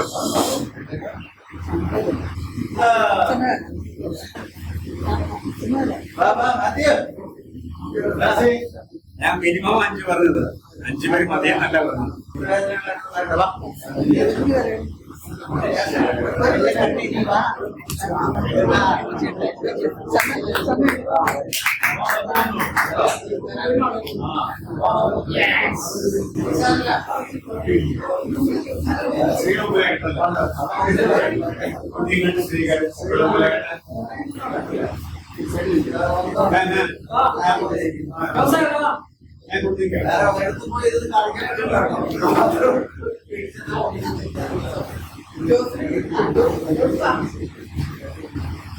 ഒന്നുമില്ല, നമ്മൾ ജസ്റ്റ് അനുഭവം മാത്രമേ ഉള്ളൂ. ഒരു ചാനൽ നിങ്ങൾ ഒരു കാര്യം മാത്രം മനസ്സിലാക്കാൻ മതി. നിങ്ങൾ ഒരാളായി ഞങ്ങളോട് ചെയ്യാം. ഞാൻ നിങ്ങളൊപ്പം ആണെന്ന് തോന്നിക്കഴിഞ്ഞാൽ പിന്നെ വളരെ കോംപ്ലക്സിലുണ്ട്. സാറായിട്ട് കാണുന്നത് ഞാൻ ഇച്ചിരി ഗ്യാപ്പ് ഓക്കെ. ഞാൻ നിങ്ങളോട് ചോദിക്കാം, നമ്മുടെ സ്റ്റേജ് എന്ന് പറയുമ്പോൾ നമ്മളെ ഫ്രണ്ടിൽ നിൽക്കണം. ഒന്നുകിൽ ഞങ്ങളെ മൈക്കോ അല്ലെങ്കിൽ ലൈറ്റോ അല്ലെങ്കിൽ കാണാൻ വന്നിരിക്കുന്ന ആൾക്കാരോ സ്റ്റേജ് അവരാണ് നമ്മുടെ എപ്പോഴും ശ്രദ്ധിക്കുക. നമ്മൾ ഡാൻസ് ലെവലിൽ പോയി ചിൻ ഉയർത്തി താടി ഉയർത്തി ചിരിച്ച് ചെയ്യുക എന്നുള്ളതാണ് ഒരു കോമൺ ഒരു തത്വം. ചിരി എപ്പോഴും വേണം. ഈ ഒന്നുകൂടെ ഞാൻ കണ്ടെത്തിയ വേറൊരു കാര്യം, ചിരിക്കുക എന്നുള്ളത് ഒക്കെ തന്നെയാണ്. പക്ഷേ ശരി മുഖത്ത് ഒഴുക്കിട്ട് നമ്മൾ വേറും നമുക്കത് സ്ഥിരീകരിക്കാമെന്ന് വേണം. അതായത് ഇപ്പൊ ശരിക്കൊരു തോന്നലുണ്ടാക്കുന്നത് എന്നാ ഭയങ്കര ക്യൂട്ട്നെസ് തോന്നി. 10 പേര് ചിരിച്ചാൽ 10 പേര് നമുക്ക് ഒരുപാട് തോന്നും. ഒരാളെ ചിരി ഒഴിപ്പിക്കുകയാണെങ്കിൽ നമ്മുടെ കോൺസെൻട്രേഷൻ നമ്മൾ അവരെ കേസ്. നമുക്ക് 9 പേരും കൂടെ വ്യത്യസ്തമാണ്. സോ അതുകൊണ്ട് നമ്മൾ ചെയ്യുക. ഇപ്പോ ഇരിക്കുന്നതെല്ലാം നമ്മൾ ശ്രദ്ധിക്കണം. നമ്മൾ ഇത് ഞാൻ ശ്രദ്ധിക്കാം. ചെയ്യുക അങ്ങനെയാവുമ്പോൾ ചിരിച്ചില്ലെങ്കിൽ പോലും കുഴപ്പമില്ല. ചെയ്യുക അങ്ങനെ പ്രത്യേകിച്ച് ഭംഗിയുണ്ട്. പിന്നെ ഇതിനാദ്യം പറഞ്ഞ എട്ട് കൗണ്ട്. ഏത് പാട്ട് ഞാൻ പാട്ടിന് ചോദിക്കുന്നില്ല, ഏത് പാട്ടുണ്ടെങ്കിലും ചില നമുക്ക് ചെയ്യാൻ സാധിക്കാത്ത. ഞാൻ പഠിപ്പിക്കുന്നത് ഡാൻസാ പഠിപ്പിക്കുന്നത്, റീലല്ല പഠിപ്പിക്കുന്നത്. ഡാൻസിന്റെ ബേസ് നിങ്ങൾ പഠിച്ചു കഴിഞ്ഞാൽ എല്ലാ ആവശ്യം പോലുമില്ല. കുറച്ച് കാലം കഴിഞ്ഞാൽ ടി വി ഉണ്ടാകാൻ. ഓക്കെ, ഒരു പാട്ട് കേൾക്കും. നിങ്ങൾക്ക് ആദ്യം കൗണ്ടിൽ പാടില്ല, പാട്ട് വെച്ചു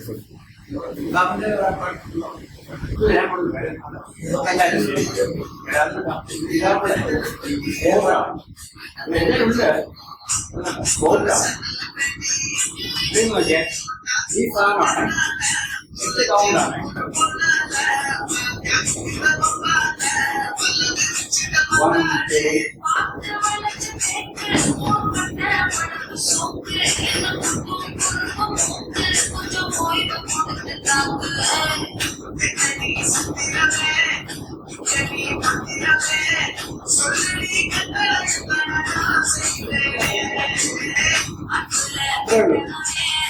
ഈ പാട്ട് പാട്ട് ശ്രദ്ധിച്ചാൽ അദ്ദേഹം പാട്ട് മാറ്റിയാല് കൂട്ടാല് ഓക്കെ നമ്മളിപ്പോൾ ചെയ്യാൻ പോകുന്നില്ല. നമ്മുടെ ഭാരതത്തിലാണ് ഓക്കെ ഇങ്ങനെ വെച്ചു ബാക്ക്വേർഡ് ബാക്ക്വേർഡ് ഓക്കെ 1 2 3 4 okay 1 2 3 4 5 6 7 8 ഇത് ശരിയല്ല കണ്ടോളാം.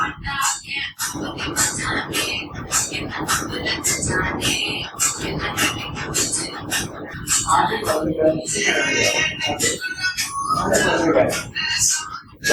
2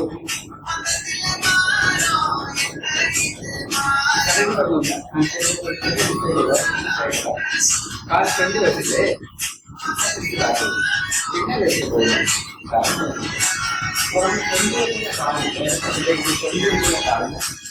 ഇങ്ങനെ ബോഡിയിലേക്ക് കൊടുക്കാൻ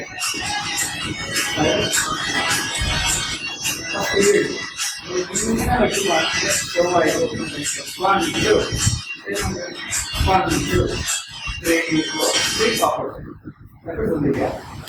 നമ്മളൊരു 50 ഏജ് കഴിയുമ്പോൾ നമുക്കുള്ള ചെറിയ മിസ്സിങ് പ്രാമുഖ്യം പിന്നെ എത്ര 80 മിസ്സിങ് പത്തായിരിക്കും. അത് നമുക്ക് ഇതിന്റെ അതിന്റെ കഷ്ടമാണ്. ആദ്യം മത്സരക്കാരെങ്കിൽ അതിൽ കുറെ പിന്നെ മനസ്സിലാവും. ഇങ്ങനെ വരുമ്പോൾ കാലിൽ കൈ കയറി അവിടെ പിന്നെയാണ് പറയുന്നത്. ഫസ്റ്റ് റൈറ്റിലേക്ക്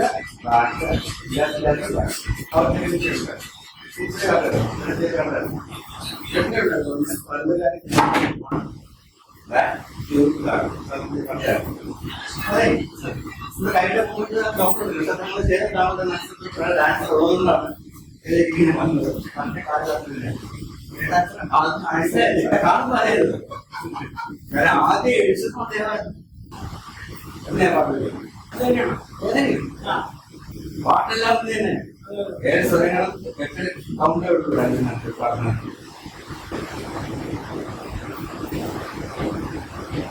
അപ്പൊ ഞാൻ ചുമ്മാ ഇത് 1 2 എന്ന് പറഞ്ഞു കഴിഞ്ഞു. ഞാൻ ചുമ്മാ ആ 1 2 എന്ന് പറഞ്ഞാൽ ആഫ്റ്റർ 1 2 ചെയ്യും. അപ്പൊ നിങ്ങളുടെ മൈൻഡ് വീണ്ടും സ്റ്റാർട്ടാവുക അവിടെ. ഞാൻ ആഫ്റ്റർ 1 2 എന്ന് പറഞ്ഞു കഴിഞ്ഞാൽ 1 2 എന്ന് ഞാൻ എപ്പോ പറഞ്ഞാലും നിങ്ങളുടെ മൈൻഡ് എന്റെ വോയിസ് കാത്തിരിക്കും. അപ്പൊ ശരി ചുമ്മാ വീട്ടിലാണ് ഞാൻ 1 2 പറഞ്ഞാൽ വീട്ടിൽ അത് പറഞ്ഞാൽ ആഫ്റ്റർ 1 2 ഈ സ്റ്റെപ്പ് ശരി ചുമ്മാ ആഫ്റ്റർ 1 2 പറഞ്ഞാൽ ഞാൻ സ്മാർട്ട് എന്ന് പറയുന്നത് പറഞ്ഞിട്ട് നമ്മുടെ മൈൻഡ് സാധിക്കില്ല. അപ്പൊ നമ്മൾ ആ 1 2 വെയിറ്റ് ചെയ്യും. അപ്പൊ നമ്മൾ ആ റെഡി 1 2 അതുവരെ നമ്മുടെ മൈൻഡ് വെയിറ്റ് ചെയ്യാമെന്ന് മാത്രമേ കിട്ടാൻ വേണ്ടിയിട്ടാണ്. ഇതിന് ചുമ്മാ 1 2 3 4 മതി. ഇതേപോലും കുഴപ്പമില്ല. പക്ഷെ ആഫ്റ്റർ 1 2 നിങ്ങൾ ചെയ്യുമ്പോഴാണ് നിങ്ങൾ അത്ര ഗ്രേഡ് വന്നൊന്നുമില്ല.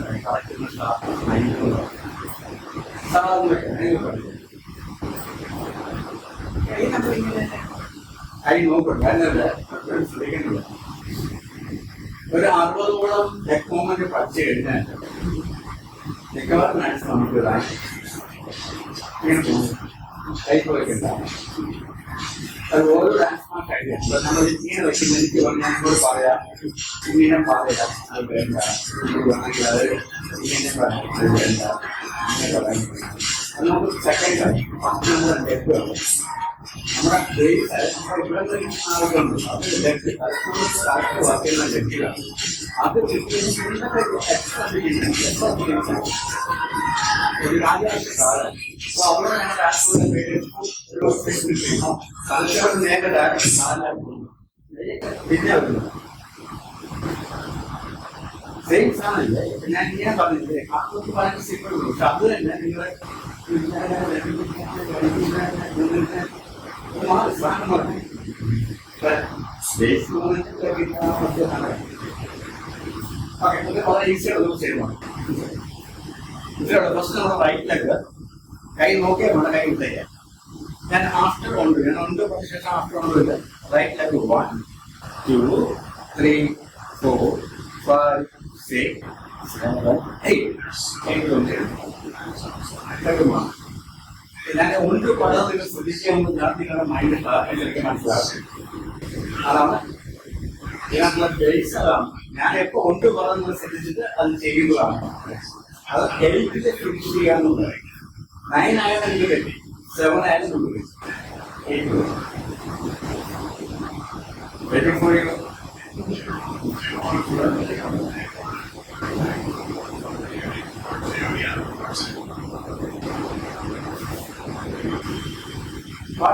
ഏതെങ്കിലും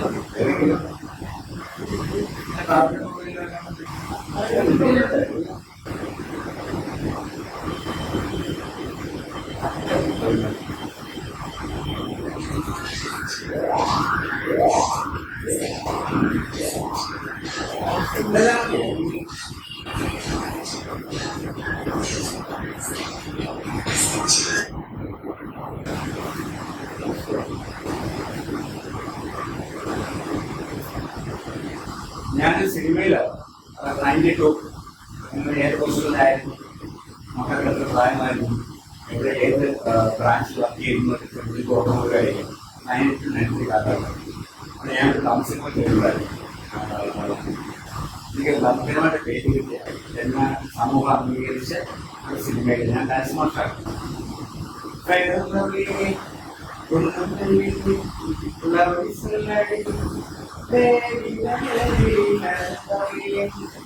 സിനിമയാണ് അന്നത്തെ കാലഘട്ടം. തമിഴ് പൂച്ചൂടപാൻ വേറെ ലവിയെ തമിഴ് സോങ് നോക്കിയാൽ കാണാം. അന്നത്തെ ചേട്ടൻ തന്നെ വളർത്തിയെടുത്ത ചേട്ടന് അതിന് മാത്രമേ ഉള്ളൂ. എനിക്ക് എന്റെ വിഷൻ തോന്നുന്നുണ്ട്. അതേപോലെ എനിക്ക് വേറെ പറയാനില്ല. അതെനിക്ക് വേറെ ചെയ്തെനിക്കറിയില്ല. എന്റെ വിഷൻ അവിടെ അയ്യപ്പനൊക്കെ ചെയ്തത് വേറെ കുട്ടിയുടെ സീ ഓഫ് ലവ് ഒക്കെ ചെയ്യുന്നത് പിന്നെ 10 മണി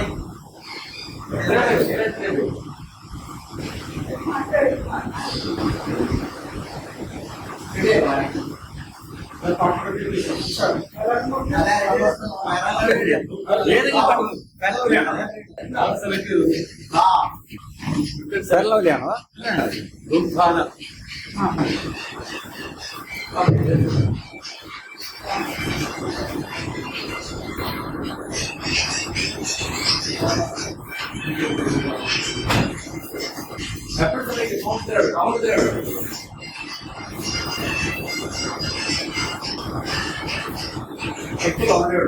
ഏത് പാട്ട്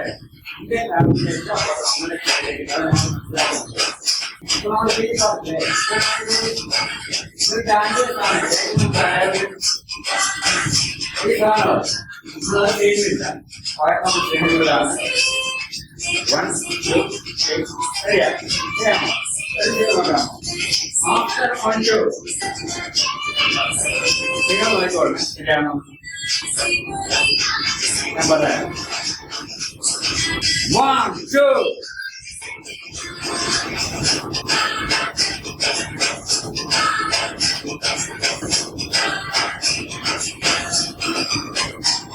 Okay. What is it? Left. ശരിയായിരുന്നോ? ഞാൻ കണ്ടില്ലായിരുന്നു. ശരിയായിരുന്നോ? Okay, very good.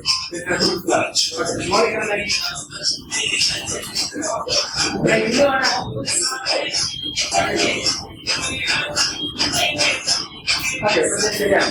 ഞാൻ നിങ്ങളെ കണ്ടു. സെയിം വലത്തേക്കാണ്. Okay, ready? 1, 2.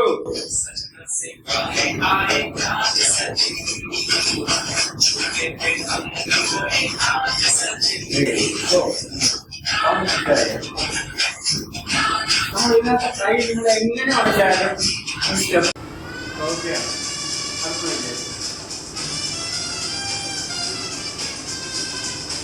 നിങ്ങളുടെ ബേസ് 60 മാർക്കുകൾ ചെയ്ത് കഴിഞ്ഞു. ഇത് എക്സ്ട്രാ ചെയ്യില്ല നിങ്ങളുടെ മൈൻഡ് ചെയ്യാറുണ്ട്. ഇതിപ്പോൾ ഞാൻ വേറെ സ്ഥലം കാണിച്ചു തരാം. അത് ആദ്യത്തെ മാസം ഞാൻ വേറെ സ്ഥലം കാണിച്ചു തരാം.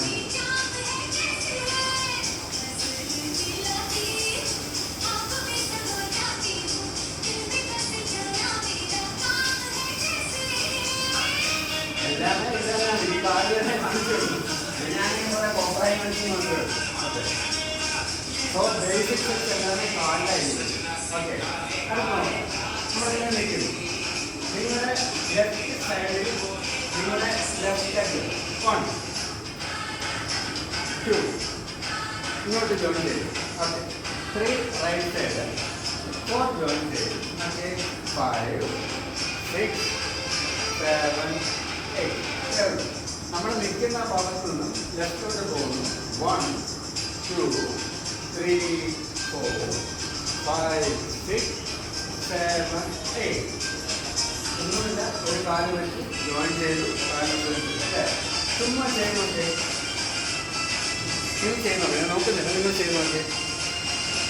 ശരിയാണ്, ശരിയാണ്, ശരിയാണ്, ശരിയാണ്, ശരിയാണ്. ഓക്കെ, എല്ലാവരും ചെയ്യുന്നുണ്ടല്ലോ. ഓക്കെ, ഇതിനകത്തൊരു ഭംഗി കാര്യമോ അങ്ങനെ ചെയ്ത് ഞാൻ പ്രതീക്ഷിക്കുന്നത് എന്നെക്കാൾ ഭംഗിയായിട്ട് നിങ്ങൾ ചെയ്യുന്നതാണ്. അതിനകത്ത് ഇങ്ങനെയാണെങ്കിൽ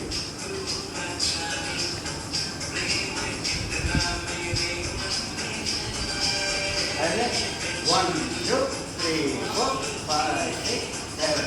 ഒന്നുകൂടെ ഒരു കണ്ടിന്യൂഷൻ. 1, 2.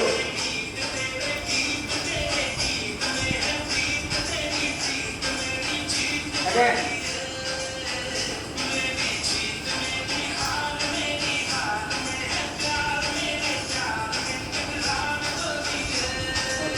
Now this level.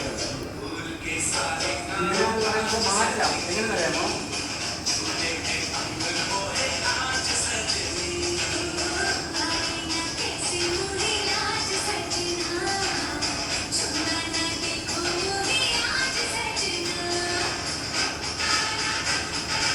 ഇതൊന്നും വേണ്ട, കയ്യേ വേണ്ട. രാവിലെ ഇത് പഠിപ്പിക്കുക എന്നെ വേണം. ഇതൊക്കെ കഴിഞ്ഞിട്ട് മനസ്സിലായില്ലേ? 1, 2. മനസ്സിലായി.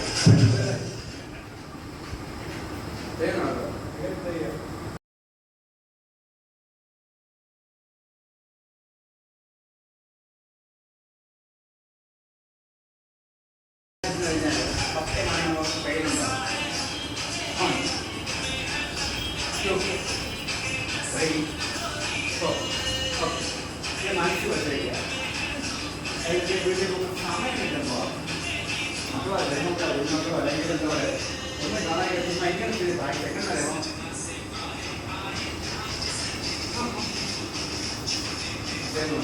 നന്നായിട്ട് നമ്മുടെ വയറിൻ്റെ ഇത് കുറയാനും എനർജി കൂടാനും നമുക്ക് എത്തിക്കാണ് ഇത്രേ ഉള്ളൂ നമുക്ക് അപ്പോൾ ചെയ്താൽ മതി വീട്ടിൽ ചെയ്യുമ്പോൾ ഫ്രീയായിട്ട് നിൽക്കുമ്പോൾ ചുമ്മാ ചെയ്ത് നോക്കുക ബോഡി നയിക്കുന്നത് നമ്മുടെ ഫുൾ ബോഡി ആണെങ്കിലും നമ്മുടെ ബോഡിയുടെ മുകളിൽ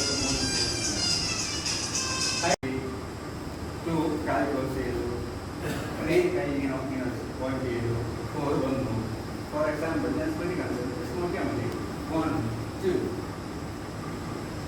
സ്പ്രെഡ് ഒന്നുമില്ല സോ അത് ആവശ്യം ഈ മൂവ്മെൻ്റാണ് 4 വെച്ച് പരീക്ഷ ചെയ്യുക കൈയുടെ കാര്യം ചെയ്യുക 1, 2, 3, 4 ഇവിടെ ചെയ്യുമ്പോൾ 8 വരെ ചെയ്യുന്നു ഉറപ്പാണ് നിങ്ങളുടെ ബോഡി സകല അനങ്ങുന്നു എന്നുവെച്ചാൽ കൊളസ്ട്രോൾ എന്ന സാധനമില്ലേ കൊളസ്ട്രോൾ നമ്മുടെ രക്തത്തിനായിട്ട് വരുന്ന ബ്ലോക്ക് രക്താവട്ടം ഒറ്റ കാര്യമുള്ളൂ നമ്മുടെ ബോഡിക്കകത്ത് രക്താവട്ട സംരക്ഷണം മാത്രമാണെന്നുണ്ടെങ്കിൽ 80% അസുഖങ്ങൾ ഈ കാലിന്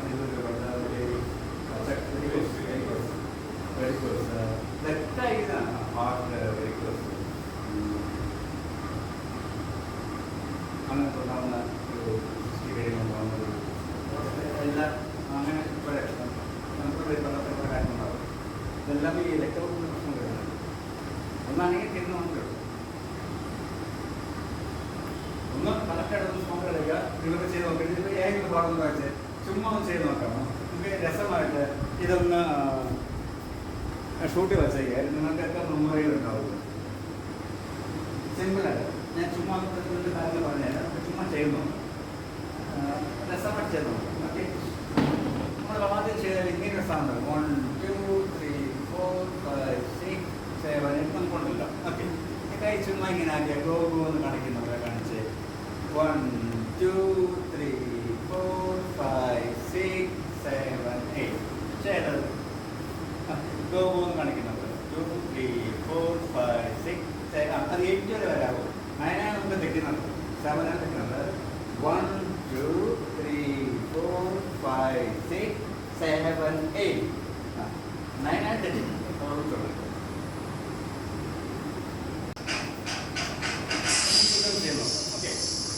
1, 2, 3, 4, 5, 6, 7, 8 ഓക്കെ എല്ലാമേ ഇട്ടോ മതി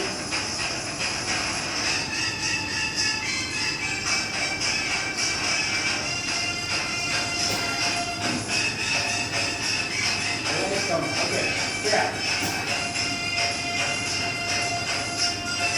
1, 2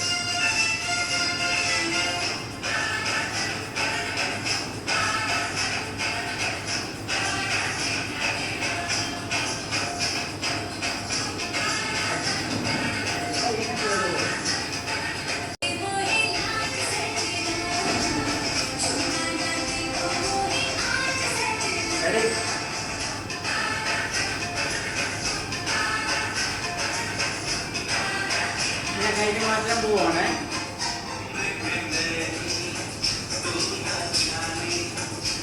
ഞാൻ കൈ മാറ്റാൻ പോവാണേ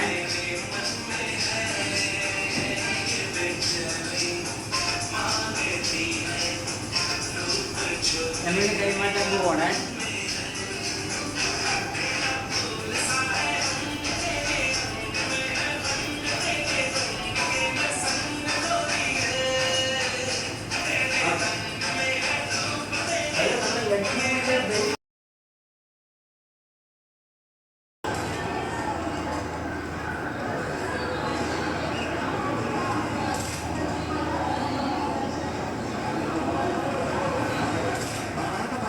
やつだけいいな。大丈夫だ。また。さっきのまた。では。